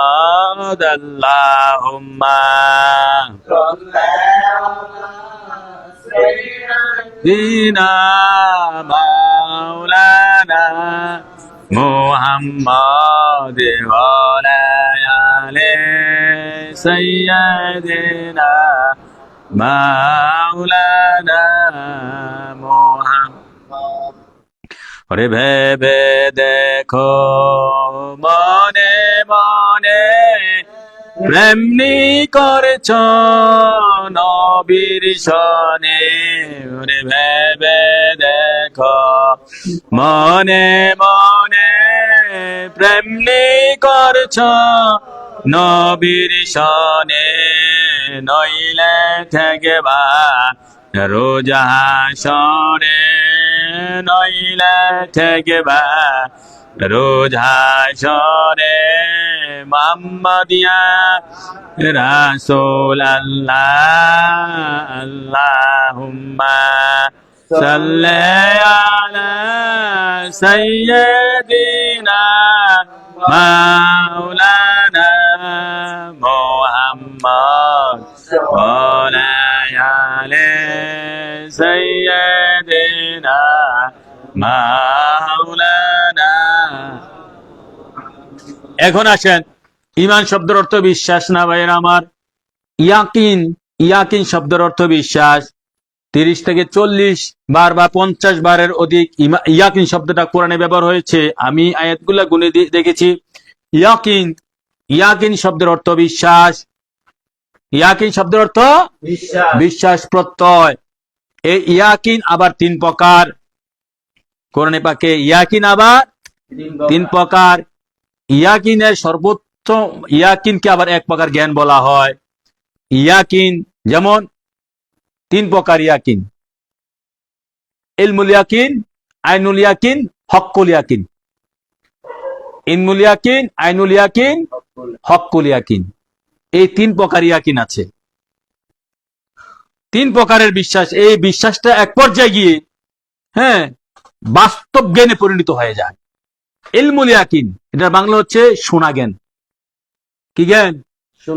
শোনা, এই যে শ্রোতা, যে শুনছি বক্তারের কাছ থেকে, মুরব্বীর কাছ থেকে, উস্তাদের কাছ থেকে, পিতামাতার কাছ থেকে, শোনা জ্ঞান, এটা হচ্ছে এক প্রকার শোনা জ্ঞান।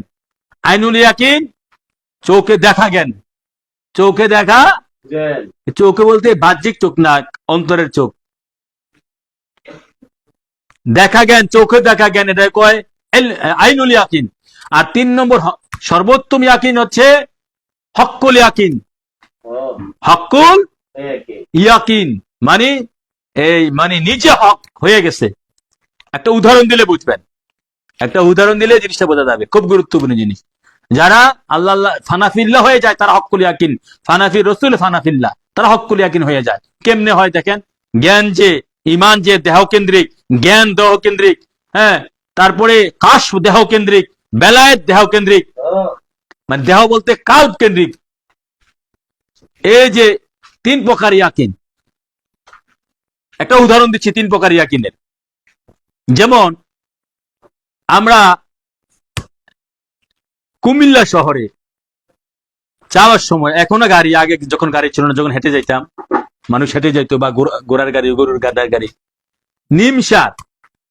নিমসার গেলে যে এখানে বুম মারে, এখানে বুম মারে, মানুষ মাইরা লাগে, রাস্তা ডাকাত হয় আর কি।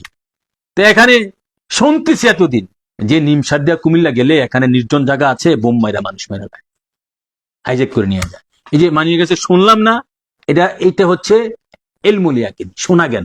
শোনার পর আমার একটা ধারণা হয়েছে না, হ্যাঁ, একটা বিশ্বাস জন্মাইছে না, একটা ভয়ভীতি কাজ করছে না শোনার পর, এটা হচ্ছে ইলমুল ইয়াকিন, এটা হচ্ছে শোনা জ্ঞান।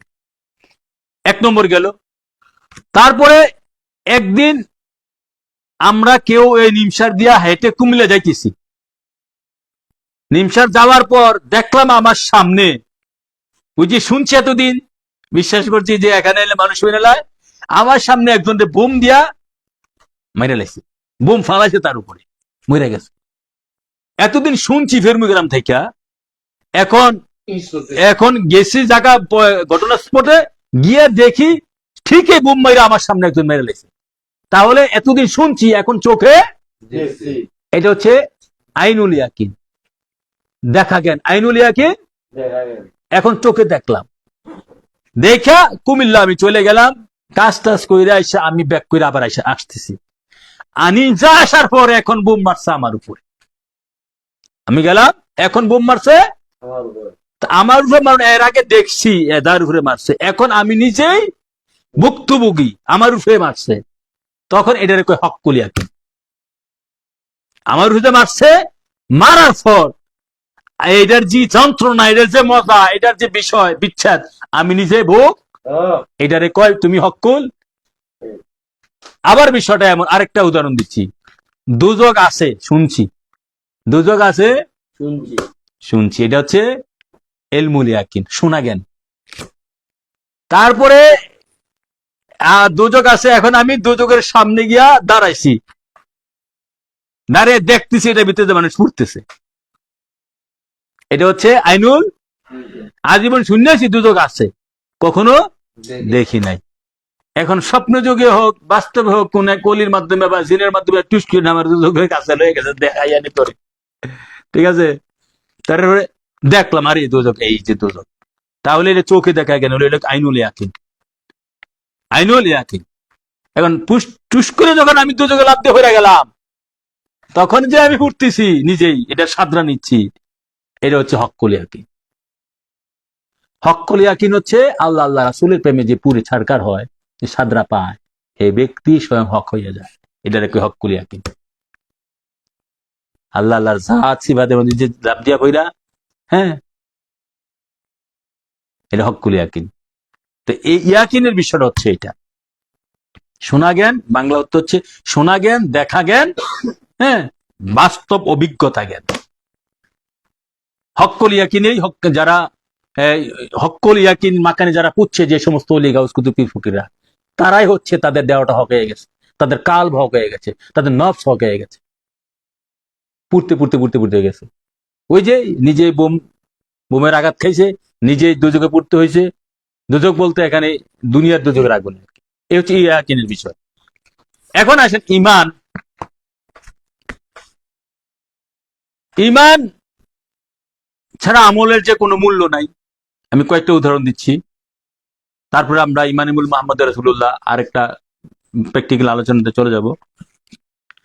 ইমান ছাড়া আমলের কোনো মূল্য নাই। সারাটি কোরআন 63 আয়াতে আসছে ইন্নাল্লাযিনা আমানু আমালুস সালিহাতি, ইন্নাল্লাযিনা আমানু আমালুস সালিহাতি। কোরআনের প্রথম পৃষ্ঠায় আছে 4 নম্বর আয়াতে আল্লাযিনা ইউমিনুনা বিল গায়ব, যারা গায়েবে বিশ্বাস করবে, ওয়া ইকুমুনা সালাতা, তারা সালাত আদায় করবে, যারা গায়েবকে সত্য বলে মেনে নিবে। আল্লাযিনা ইউমিনুনা বিল গায়েব, গায়েব মানে যা দেখা যায় না, ছড়া যায় না, অন্তর দ্বারা অনুভব করা যায় না, তা সত্য বলে মেনে নিবে। এই কথাটা পরে আসছি, এখন স্থগিত রাখছি। এখন আছেন নবীকে যে মানবো আমরা, নবী ইমানের মূল। মানা আবার দুই প্রকার, মানা আবার দুই প্রকার মানা। একটা হচ্ছে নবীজির এই যে কোরআন দিছে, কোরআনে 500 শরীয়তের আয়াত আছে, 500 শরীয়তের আয়াত আছে। একটা হচ্ছে নবীজির সুন্নত সমূহ মানা, নবীজির সুন্নত সমূহ মানা। এই মানা হচ্ছে পরে, এটা হচ্ছে 2 নম্বর মানা। 1 নম্বর মানা হচ্ছে প্রথমে মানতে হবে নবীকে, বিশ্বাস না, মানতে হবে জানমাল দিয়ে। মানা 2 প্রকার। প্রথম মানা হচ্ছে নবীজির সমস্ত গুণ সমূহ, নবীজির গুণ সমূহ যে যত বেশি জানছে, মানছে, বয়ান করতে পারতেছে, সেই ব্যক্তি খাঁটি আলেম, সে হাকিকি আলেম। নবীজির গুণ সমূহ যে ব্যক্তি অর্জন করছে, জানছে, মানছে, দেখছে এবং বয়ান করতে পারতেছে, তে হচ্ছে হাকিকি আলেম। সুন্নত গুলা তো কেতাবে আছে, এটা মুখস্থ কইতেই পারে। গুণগুলা কেতাবে বেশি একটা না, আছে, বের করতে হবে, খুঁজে খুঁজে বের করতে হবে, আগে কালবে আসতে হবে। তাহলে নবীকে, নবীর সমস্ত গুণসমূহ, নবীর গুণসমূহ আগে, সিফাত সমূহ আগে মানতে হবে নতশিরে, তারপরে সুন্নত ধরতে হবে। এটা দ্বিতীয় মানা। সুন্নত গুলা হচ্ছে দ্বিতীয় মানা, আর নবীজির গুণসমূহ হচ্ছে প্রথম। গুণসমূহ কি? গুণ কারে কয়? সিফাত, আরবিতে সিফাত, বাংলাতে গুণ, ইংলিশে ভার্চু কয়। তো এই গুণগুলা হচ্ছে আমার, যেমন তিনি একজন হাফেজ, এটা হচ্ছে তার অর্জিত। তিনি একজন মুফতি, তার অর্জিত গুণ। তিনি একজন জজ সাহেব, এটা তার অর্জিত। তিনি একজন ম্যাজিস্ট্রেট, এটা অর্জিত। তিনি কি ইঞ্জিনিয়ার, এটা অর্জিত। কিন্তু আমার নবী, আপনার নবী, কুল কায়নাতের নবী তো জাহান সাল্লাল্লাহু আলাইহি ওয়াসাল্লামের গুণসমূহ অর্জিত নয়, খোদা প্রদত্ত। খোদা, তিনি এই পৃথিবীতে কোনো ডিগ্রি গুণ নেন নাই, কাটতে নিবেন। তিনি সমস্ত গুণ নবীজি আল্লাহ প্রদত্ত। নবীজির গুণসমূহ আল্লাহ প্রদত্ত। তার গুণসমূহ অসীম। আল্লাহ, যে আল্লাহর গুণসমূহ যেমন অসীম, নবীজির গুণসমূহ অসীম। যেমন আমার নবী পাক সাল্লাল্লাহু আলাইহি সাল্লামের 1 নম্বর গুণ হচ্ছে, যেটা নতশিরে মানতে হবে, তিনি আল্লাহর জাতি নূর। এটা গুণ, এটা নবীজির গুণ, দুনিয়ার কোন মানুষের গুণের মতো নয়। 1 নম্বর গুণে নবীকে মানতে হবে, তিনি আল্লাহর জাতি নূর। তিনি গায়েবের খবর, এটা গুণ। তিনি হাজার, এটা গুণ। তিনি নাজার, এটা গুণ। তিনি নাজিরান, এটা গুণ। তিনি সিরাজুল মুনিরা, এটি গুণ, কোরআন প্রদত্ত। তিনি দাইয়ান বিল্লাহ, এটা গুণ। তিনি সিরাজুল মুনিরা, এটা নবীজির গুণ। তিনি রাউফুর রাহিম, এটা নবীজির গুণ। তিনি খাতামান নবী, এটি কোরআনের গুণ নবীজি।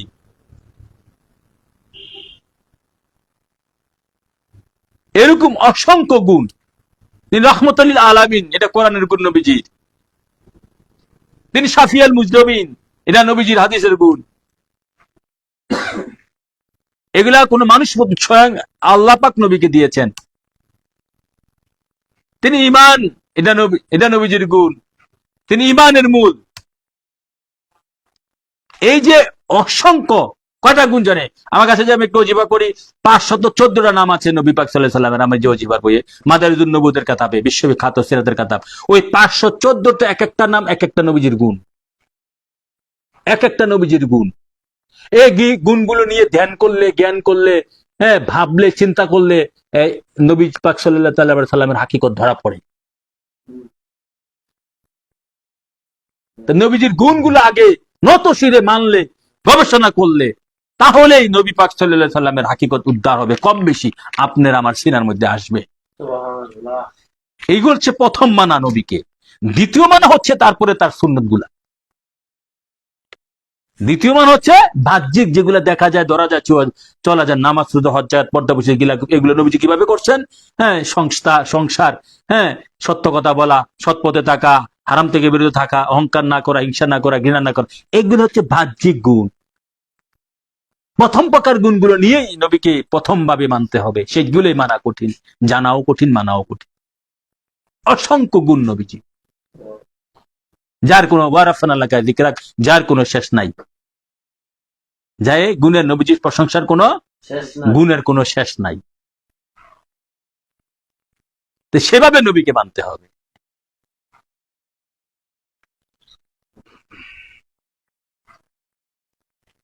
তারপরে এই দুইভাবে যারা মানতে পারছে, প্রথমত নবীর গুণসমূহ, দ্বিতীয় হচ্ছে নবীর সুন্নত সমূহ, আদেশ নিষেধ সমূহ, এই দুইভাবে যারা কমপ্লিটলি মানতে পারছে তারা হচ্ছে বড় কামেল, কামেল মুকাম্মেল পীর, মুকাম্মেল ওলি, মুকাম্মেল গাউস কুতুব, তাদের মর্যাদা বেশি।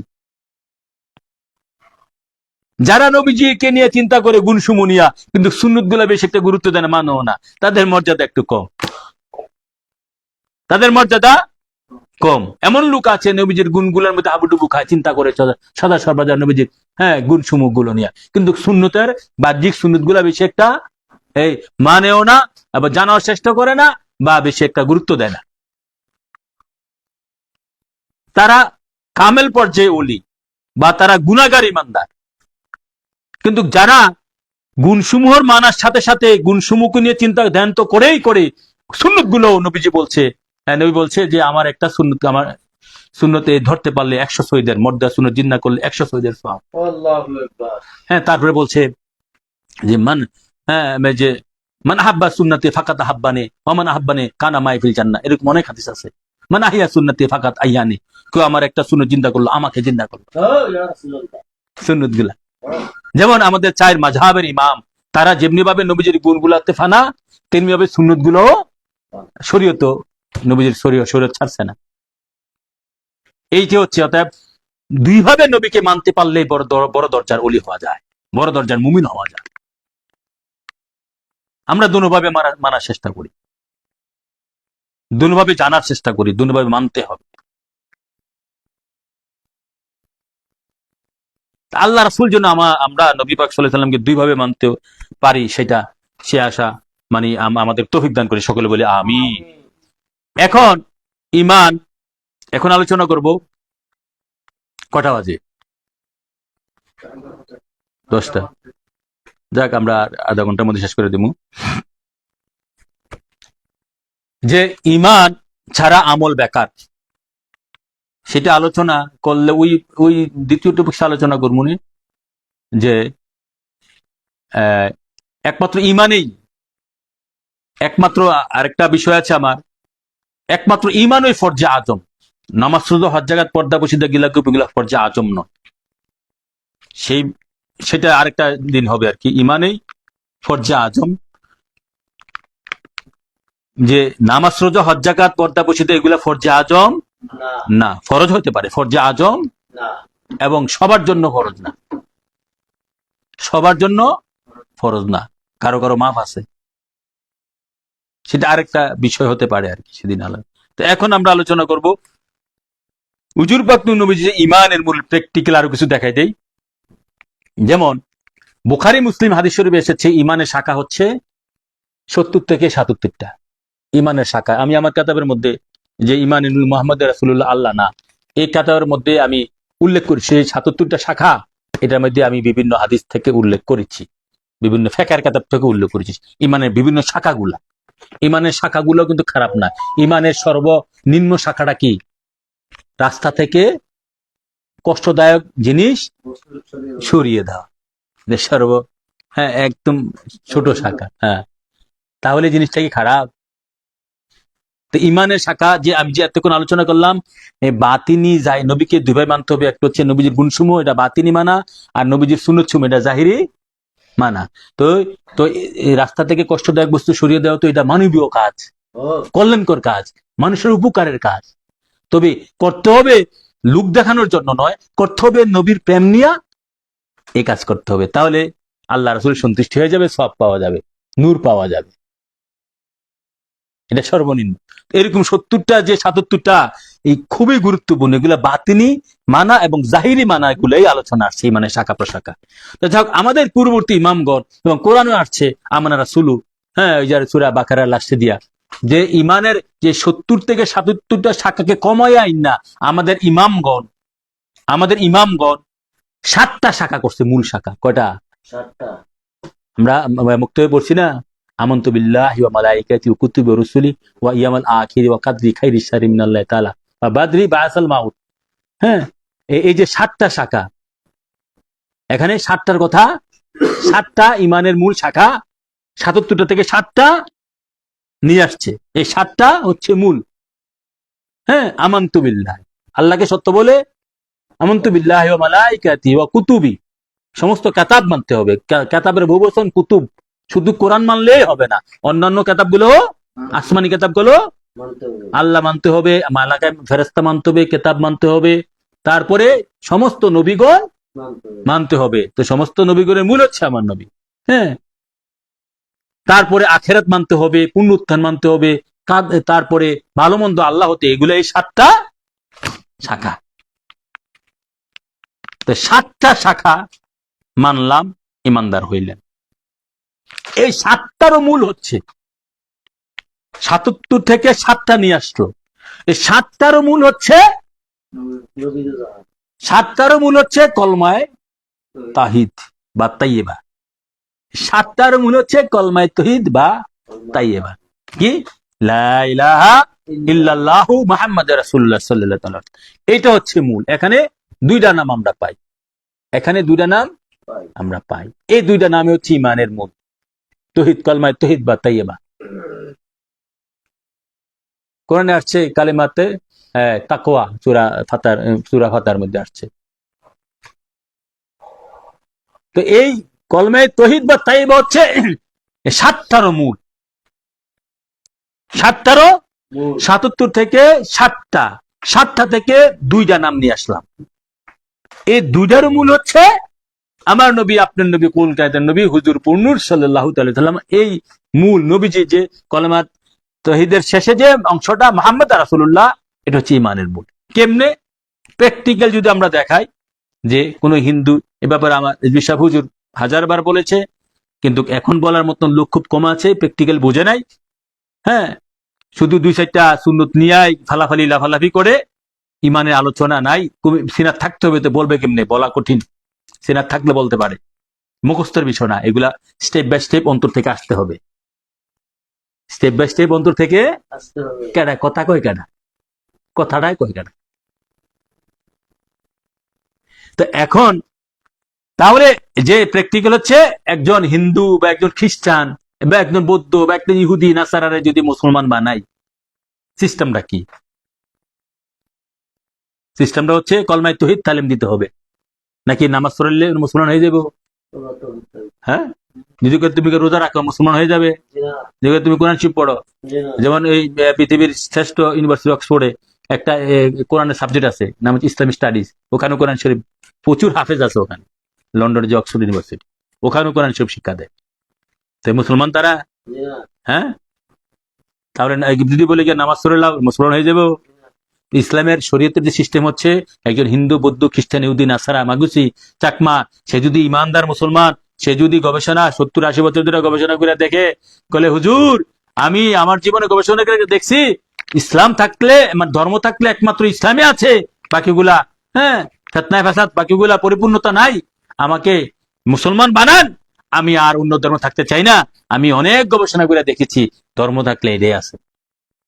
এখন যদি এই ব্যক্তি মুসলমান হতে আসে, তাহলে কিভাবে তাকে মুসলমান বানাইবেন? কোরআন পড়লেও সে মুসলমান হবে না, দাড়ি রাখলেও হবে না, টুপি পড়লেও হবে না, হজ করলে হবে না, জাকাত করলে হবে না, নামাজ পড়লে হবে না, তাকে কলমায়ে তাওহীদ তালিম দিতে হবে। শরীয়তের যে সিস্টেম হচ্ছে, শরীয়তের সিস্টেম আমার নবী তো জান এভাবে তালিম দিতেন যে আনা কাইফা ফিকুম, আমি তোমাদের মাঝে কেমন, কলমা প্রচার করতেন। আমি আমি আনা কাইফা ফিকুম, আমি তোমাদের মাঝে কেমন, আমাকে কি হিসাবে জানো, কি হিসাবে মানো। তা এখন আল্লাহর এই যে কলমায়ে তাওহীদ পাঠ করাতে হবে। হিন্দু লোকরে, বাবার তুমি গোসল করে আসো, আইয়া বসো আমার লগে, পশ্চিম দিকে কাবার দিকে মুখ কইরা, তবে আমি কলমায়ে তাওহীদ তালিম দিই। এটার মাধ্যমে তুমি ইমানদার মুসলমান হবা।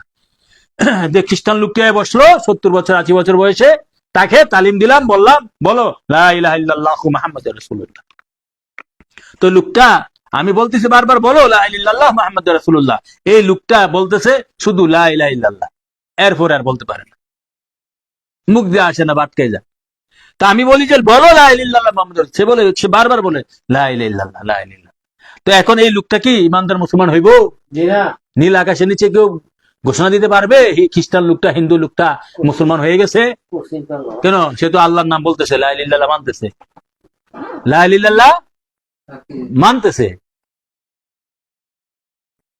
এখন এই পর্যায়ে ওয়াহাবি দেওবন্দি আলেম লামাজবি আলেম গুলো কইব হাদিসে তো আছে মান কালা লা ইলাহা ইল্লাল্লাহ ফাদাখালা জান্নাত, কেউ যদি একবার লা ইলাহা ইল্লাল্লাহ বলে সে বেহেশতে চলে যাব। তাহলে এই হাদিস কেন ব্যাখ্যা করবা? হাদিসে তো আছে, তোমরা অনেকে জানো মান কালা লা ইলাহা ইল্লাল্লাহ ফাদাখালা জান্নাত, কেউ যদি একবার লা ইলাহা ইল্লাল্লাহ বলে সে বেহেশতে। তো এখন হিন্দু লোকটা বৌদ্ধ লোকটা জান্নাতে চলে যাবে কেমনে, এই প্রশ্ন পরে ভাঙতেছি। এখন লোকটাকে, সে লোকটা তো নীল আকাশের নিচে কোনো আলেম ওলামা পিসাব মুফতি সাহেব নাই তাকে ইমানদার ঘোষণা দিয়ে দিবে লা ইলাহা ইল্লাল্লাহ পাঠ করছে মুসলমান হয়ে গেছে না। তারপর আমি রাগ করে বলবো বাবা তুমি বারবার লা ইলাহা ইল্লাল্লাহ বলো, পুরোটা বলো না কেন? হুজুর এবার বলেন, আমি পুরোটা বলবো। অবশেষে যখন তাকে বললাম যে বলো লা ইলাহা ইল্লাল্লাহ মুহাম্মাদুর রাসূলুল্লাহ অন্তর থেকে বলো, সেই লোকটা বলল যে হ্যাঁ লা ইলাহা ইল্লাল্লাহু মুহাম্মাদুর রাসূলুল্লাহ সাল্লাল্লাহু আলাইহি সাল্লাম। তাহলে এখন ইমানের মূল্য কোন জায়গায় আসলো? লা ইলাহা ইল্লাল্লাহ তো মুসলমানই হয় না, মুহাম্মদ রাসূলুল্লাহতে সে ইমানদার মুসলমান হইয়া নবীকে অন্তর দিয়ে ভালোবাসার কারণে ইমানদার মুসলমান হইয়া গেল। এখন ফজর নামাজের পরে তার ইমানদার মুসলমান বানাইলাম, বেলা 12 ঘটিকার সময় যদি গিয়া ওই বাজারে গেছে চান্দিনা বিশ্বরোডীকে যদি অ্যাকশন করে মারা যায় তখন কি হবে? সে দুধ ব্যস্ত যাবে, কিসের গুণে ব্যস্ত যাবে? সে তো 80 বছর ধরে হিন্দু ধর্ম থেকে খ্রিস্টান ধর্ম থেকে গুনাহ করছে। হাদিস শরীফে আসছে ইমানদার মুসলমান হইলে বাকি গুনাহ আল্লাহ মাফ করে দেয়। মাফ করে কি? নবীর প্রেমের কারণে সব মা হইয়া ছইরা যায়। নবীকে যে মহব্বত করছে, নবীকে মানছে, অন্তর দিয়া মুখ দিয়া নবীকে গ্রহণ করছে, তার গুনাহ ঝইরা গেছে। সে পারলো না, আইতেছে নিয়ত কইরা বাড়িতে রওনা দিছে মুসলমান হইল, আশার প্রতি মারা গেছে। হ্যাঁ, তখন এই নিয়তে তো জান্নাতি নিয়ত এটা নিয়ে একতলাপ থাকতে পারে, এটা নিয়ে একতলাপ। যেমন আবু হযরত মাওলা আলী শেরে খোদার পিতা, হ্যাঁ আবু তালেব, উনি তো মুখে গ্রহণ করেন নাই, অন্তরে করছে।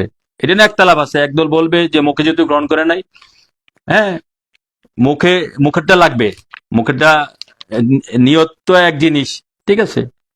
এখন এই বিষয়টা তো ছিল আবু তালেবের বিষয়, উনি তো নবী পাক সাল্লাল্লাহু আলাইহি সাল্লামকে মুখ দিয়ে গ্রহণ করে নাই, ঠিক আছে, কিন্তু অন্তর দিয়ে তো নবীর গোলামি করছে 40 বছর, নবীকে ভালোবাসছে।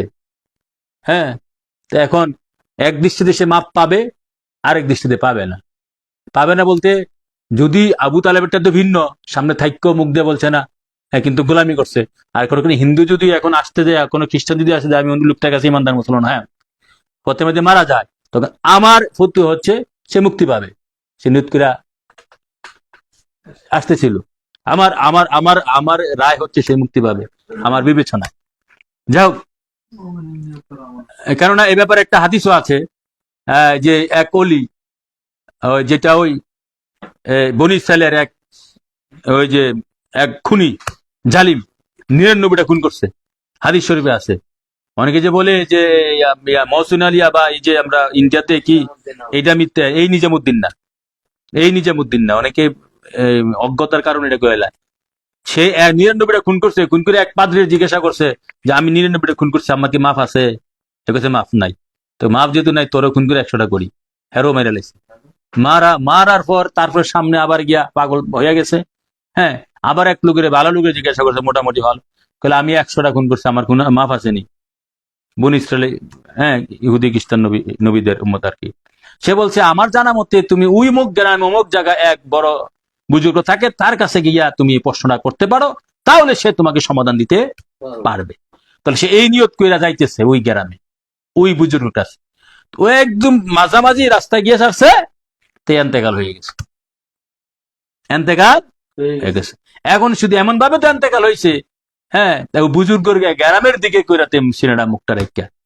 আর ওই যে তখন এই ফেরেস্তা আইসা, নেককার বদকার ফেরেস্তা আইসা বলতেছে, নেককারে কয় আমারটা আমি নেমু রুহু, বদকারে কয় আমি নেমু রুহু, দুইজন লেগে যায়, ঠিক আছে। এখন দুইজন লাগছে ঝগড়া, আল্লাহ কাছে বিচার, এই অবস্থা। আল্লাহ কাছে সে কোন জায়গাতে জায়গাটা মাইপা দেওয়া, সে বেশি গেছে না কম গেছে, মাইপা দিয়ে অর্ধি। কালে আরে বেটা আমি বললাম তুমি ওদের, কালে এবার দেখো তার মুখ কোন দিকে ছিল, মুখ ছিল ওই বুজুর্গের বাড়ির দিকে, যা বুজুর্গের উঠছিল বাপ, ঠিক আছে, এটা হাদিস শরীফে পাইছি আমি। ঠিক আছে। তো এখন ঘটনা হচ্ছে ওই যে এখন তাহলে লোক নবীর কারণে মাপ পাইলো, নবী ইমানে মূল হয়ে গেল, আল্লাহ না। আল্লাহ যদি ইমানের মূল হয় শয়তান ইমানদার হয়ে যায়। আল্লাহ যদি ইমানের মূল হয় নমরুদ ফেরাউন ইমানদার হয়ে যায়। আল্লাহ যদি ইমানের মূল হয় আবু জাহেল ইমানদার হয়ে যায়। শয়তান আল্লাহ মানে, নবী মানে না। ফেরাউন আল্লাহ মানতো, নবী মানে না। আবু জাহেল আল্লাহ মানতো, নবী মানতো না। নবীর লোকে অহংকার করছে, নবীর লোকে দামাক দেয়াইছে। আর নবী হলে তো আমি আবু জাহেল নামু, আমি সর্বদিক দিয়া ফিটফাট, আমি সর্বদিক দিয়া ফিটফাট, উনি আর কি আছে, এমনি কথা কইতো। তাহলে আল্লাহ তো ইমান না, আল্লাহ মুক্তি দেয় না। আল্লাহ যদি মুক্তি দিত নবী পাঠানোর কোন প্রয়োজন নাই। ছিল না। এমানে মূল মোহাম্মদ রাসূলুল্লাহ। এখন আসেন ওই হাদিসের ব্যাখ্যা, মান কালা লা ইলাহা ইল্লাল্লাহ ফাদাখালা জান্নাহ। কেউ যদি একবার পড়ে লা ইলাহা ইল্লাল্লাহ সে জান্নাতে যাবে। খুব ফলাও করে কয় না ওয়াহাবি খারিজিরা। এখন তাদেরকে প্রশ্ন করবেন, মান কালা লা ইলাহা ইল্লাল্লাহ এটা কে বলছে? কালা কালা রাসূলুল্লাহ সাল্লাল্লাহু তাআলা আলাইহি ওয়াসাল্লাম। মান কালা লা ইলাহা ইল্লাল্লাহ কে বলছে? এটা মুহাম্মদ রাসূলুল্লাহ বলছে না? নবীজি মুহাম্মদ রাসূলুল্লাহ বলছে না? তো মুহাম্মদ রাসূলুল্লাহ বলছে লা ইলাহা ইল্লাল্লাহ বললে বেহেশতি অন্তঃকরণে। হ্যাঁ, কে বলছে? নবীজি। তো আগে নবীর নাম না, তারপরে না আল্লাহ। তারা ওই যে ব্যাখ্যা করে এমনি। মুহাম্মদ রাসূলুল্লাহ বলছে লা ইলাহা ইল্লাল্লাহ বললে বেহেশতি, কে বলছে? তো আগে মুহাম্মদ রাসূলুল্লাহ না? দেখছেন ধোঁকাবাজিরা কেমনে করে। আগে মুহাম্মদ রাসূলুল্লাহ বলছে, কে বলছে? বলছে তিনি আগে, যিনি বলছেন তিনি আগে। এইটার আরেকটা প্রমাণ হচ্ছে কলমা তৌহিদে লা ইলাহা ইল্লাল্লাহ আছে না? কলমা তৌহিদে লা ইলাহা ইল্লাল্লাহ মুহাম্মদ রাসূলুল্লাহ আছে না? মুহাম্মদ রাসূলুল্লাহ আগে, পরে লা ইলাহা লা মুহাম্মদ রাসূলুল্লাহ আগে। কেমনে? এই লা ইলাহা ইল্লাল্লাহর আগে কুল ইয়া মুহাম্মদ মাযুফ আছে, উজ্জ আছে, সাইলেন্ট আছে। লা ইলাহা ইল্লাল্লাহর আগে নবী গোপন আছে, কেননা আল্লাহ নিজে লা ইলাহা ইল্লাল্লাহ বলতে পারে না। লা ইলাহা ইল্লাল্লাহর আগে নবীজি মাযুফ আছে, গোপন আছে, উজ্জ আছে, মানে অর্থ হচ্ছে কুল ইয়া মুহাম্মদ। 2 নম্বর দলিল। 3 নম্বর দলিল হচ্ছে লা ইলাহা ইল্লাল্লাহর আগে মুহাম্মদ রাসূলুল্লাহ। যেমন সূরা তাওহীদ, সূরা তাওহীদ কোনটা? কোরআনে পাকে সূরা তাওহীদ নামে কোন সূরা নাই। কোন খ্রিস্টান লোক যদি আমাদের জিজ্ঞাসা করে, কোন হিন্দু বৌদ্ধ হিন্দু কোরআনে পাকে সূরা তাওহীদ তো কোনটা? তাওহীদ তাওহীদ করো তোমরা তাওহীদি জনতা, কইতে পারবে না। সূরা তাওহীদ ইখলাস বলা হবে। কি ইখলাস? এখানে তো আল্লাহর পরিচয় আছে না। তো এখানে কেমনে শুরু হয়েছে? কুল ইয়া কুল হুয়াল্লাহু আহাদ। কুলটা কেডা? হ্যাঁ, আল্লাহ এমনি করলো না কেন? আনাল্লাহু আহাদ, আমি আল্লাহ। কুলতু আনাল্লাহু আহাদ, আমি আল্লাহ কইতেছি আল্লাহ, আমি আল্লাহ এক একক। নবী জানছে কেন? নবী কেন আনছে? এই দুনিয়ার যত জ্ঞানী গুণী আছো, নবীজিরা এখানে কেন আল্লাহ আনলো? হে দোস্ত, আপনি বলেন আমি আল্লাহ একক, আপনি বলেন আমি কারো মতো না, আপনি বলেন আমি সন্তান জন্ম দিই না, সন্তান জন্ম নেই না, আপনি বলেন। আমি আল্লাহ বলতে পারি না, আমি বললে তো এত গুরুত্ব থাকবে না। আপনি বলেন, আপনি বলেন কুল হুয়াল্লাহু আহাদ, আপনি বলেন আমি আল্লাহ একক। নবীর হৃদয় বলাইছে না? তো নবীর হৃদয় যেমন বলাইছে, আল্লাহ নিজের বলতে পারে না, বললে বললে দেখা। হে হে, নবীর হৃদয় বলাইছে তদ্রুপ লা ইলাহা ইল্লাল্লাহ আগো কুল ইয়া মুহাম্মদ আছে, নবীর হৃদয় বলাইছে লা ইলাহা ইল্লাল্লাহ। তদ্রুপ ওই যে মান কালা লা ইলাহা ইল্লাল্লাহ সেটার আগে কুল ইয়া মুহাম্মদ, মুহাম্মদ রাসূলুল্লাহ বলছে। কথা বোঝা গেল? এই সমস্ত দলিল আদির ভিত্তিতে, এই সমস্ত কোরআন হাদিসের ভিত্তিতে ওলি গাউস কুতুব সাহাবা কেরাম, ইমাম তাবে তাবিন, ইমাম আম্মাম সলবে সালিহিনের দলিলের ভিত্তিতে ইমানের মূল মুহাম্মদ রাসূলুল্লাহ সাল্লাল্লাহু তাআলা সাল্লাম, আল্লাহ না।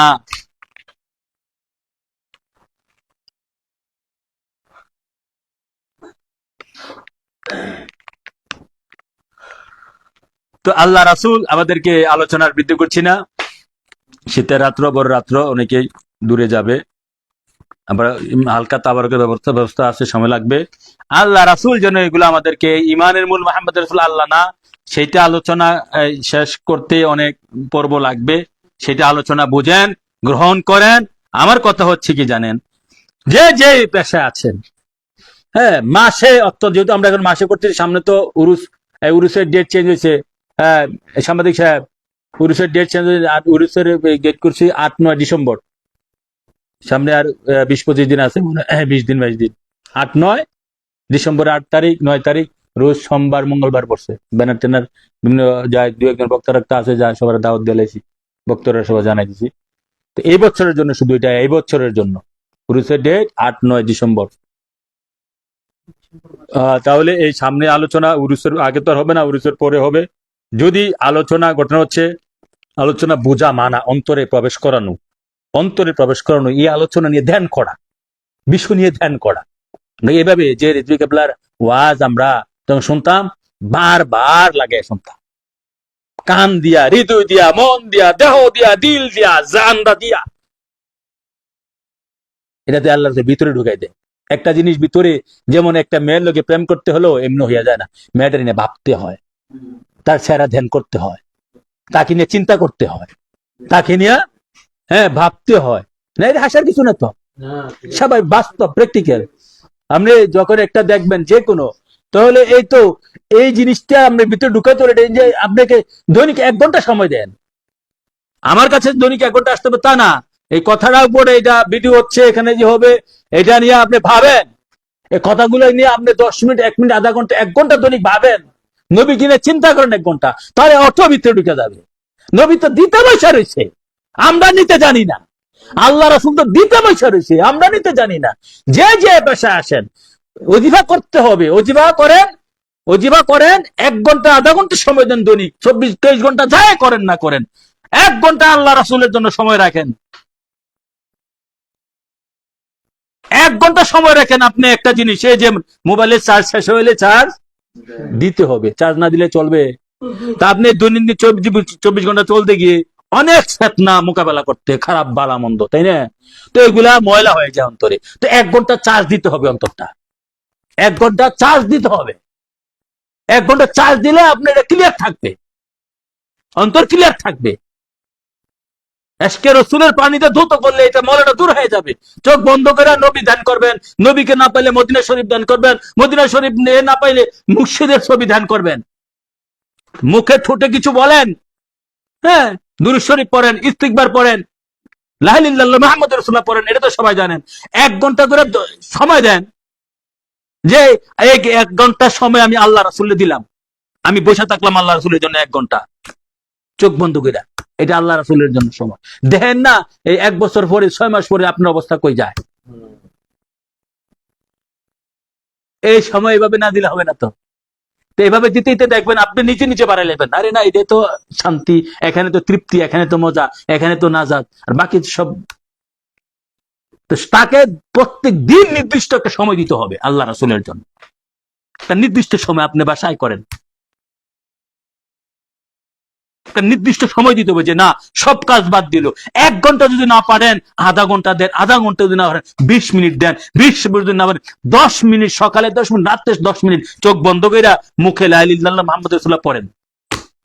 তো দেখবেন কিভাবে কাল পিউরিফাই হয়ে যায়, রিফাইন হয়ে যায়, পবিত্র স্বচ্ছ হয়ে যায়। দেখবেন কি শান্তি, কি তৃপ্তি লাগে। এটার মধ্যে সুখ তো কোথাও নাই।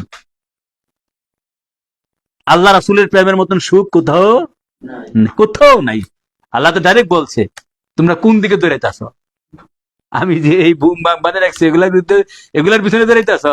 আরে তো মিথ্যা, বেকি মেকি, এগুলা মিথ্যা। ইন্নামা হায়াতুদ দুনিয়া লাহিবুন ওয়া লাহুন, এটা মিথ্যা কিরাকতক। তোমরা পরীক্ষা করছি বানাইছি, তোমরা কি আসলে ওই ইয়া করে না, ওই ওই যে কিছু কিছু ইয়া দেই ফেসবুকে, ও কি করে ভিডিও বানায়, এক স্ত্রী তার ছোট বোন দিয়ে তার স্বামীরে পরীক্ষা করে, পরীক্ষা করে স্ত্রী আড়ালে থেকে দেখে যে আমার ছোট বোনে এলিয়ে দেয়, যে বা আমার বোন তো গেছে বাইরে, আমি আর দুলাভাই এখানে, এই সেই তো মানে পরীক্ষা করে আর কি। তো ভালো স্বামী হলে না না এটা কি কও, তুমি আমার ছোট বোন, এই সেই, হ্যাঁ তোমার দ্বারা আমার খারাপ কাজ সম্ভব না, আমার তোমার বড় বোন তোমার স্ত্রী, আমি তো ওকে ভালোবাসি, ওকে চাই। হ্যাঁ, তো তদ্রুপ আল্লাহ এই যে এগুলা বানাইছে রং, ঠিক আছে, এগুলা পরীক্ষা, যে দেখি ওদিকে না নাকি আমার দিকে আকর্ষণ, না ওদিকে আকর্ষণ, আকর্ষণটা কোন দিকে দেয়। তো এই আকর্ষণটার জন্য 10 মিনিট 20 মিনিট আধা ঘন্টা করে দৈনিক সময় তার জন্য রাখতে হবে। ঘুম থেকে উঠা অজু করে কোনো কথাবার্তা না বলে মুখ টু দিয়ে ব্রাশ করে অজু করে আপনি 10 মিনিট 20 মিনিট ধ্যানে বসে যান, চোখ বন্ধ করে অজিবা করেন, যায় যখন যায় জানেন, হ্যাঁ সব করতে পারতে না, চোখ বন্ধ থাকলেও কোরআন শরীফটা হাতে নিয়ে হইলো, কোরআন শরীফটা হাতে রাখলেও তো একটা বুকে নিয়ে হইলো, হ্যাঁ তার ধ্যানে থাকেন। কিছু না জানি, সবাই তো আমরা এটিও জানি যে সুবহানাল্লাহ, আল্লাহু আকবার, ইয়া রাসূলুল্লাহ, হাবিবাল্লাহ, হ্যাঁ লা ইলাহা ইল্লাল্লাহ, মুহাম্মাদুর রাসূলুল্লাহ, এটি তো সবাই জানি, ঠিক আছে, আস্তাগফিরুল্লাহ আস্তাগফিরুল্লাহ একটা পড়েন, তাহলে দেখবেন অবস্থা। এইটা চালু রাখতে হবে, এটা ধরে রাখতে পারবেন তাহলে দেখবেন। আর এটা ধরে না রাখলে পারলে, এটা না করতে পারলে ডিটেস্ট হয়ে যাওয়া, বিচ্ছিন্ন হয়ে যাওয়া একদম সহজ। কেননা এটা শয়তানের দুনিয়া, চারদিক দিয়ে শয়তান, ভিতরে শয়তান, বাইরে শয়তান। এটা লাগে ফাইট করতে হলে একটা নির্দিষ্ট সময় তাকে দিতে হবে, অজিফা করতে হবে, হ্যাঁ 10 মিনিট দিয়ে শুরু করেন, 20 মিনিট দিয়ে শুরু করেন, তারপরে দেখবেন গিয়ে 40 দিন 6 মাস পরে দিন দিন কিভাবে আপনি উপলব্ধি করতে পারবেন যে কিভাবে কাল্ব ডেভেলপ হচ্ছে, মন মানসিকতা ডেভেলপ হচ্ছে, চিন্তা বিকশিত হচ্ছে, কিভাবে জ্ঞান আসতেছে। আল্লাহ রাসূল আমাদের সকলকে তা করার তৌফিক দান করে, সকলে বলি আমিন। আমা আলাইনা ইল্লাল বালাগ।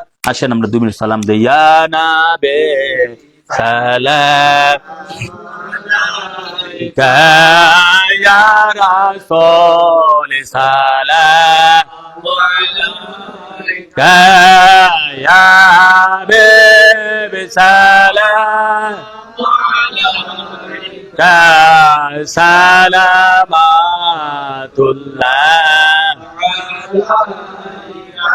আরশো সে জ্যাদা মুর্তবা ওলে রজে রসূলুল্লাহ का उसी रजाए है अनवर पे गुलामों की लाखों सलाम या नबी सलाम अलैका या रसूल सलाम अलैका या हबीब सलाम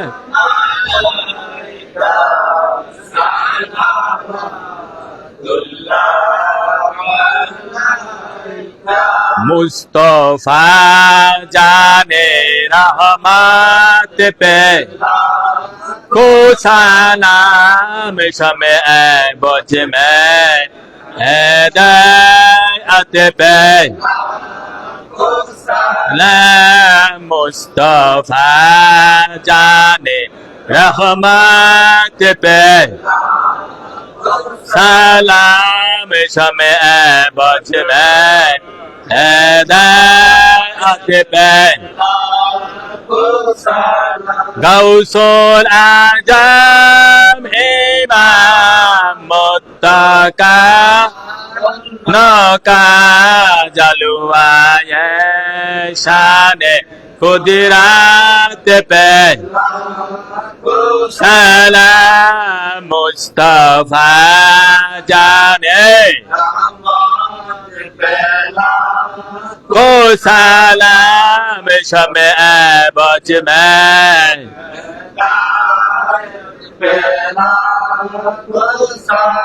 सैयदे मुर्शिदे केबला रेजबी उला इमामे आहले सुन्नत पे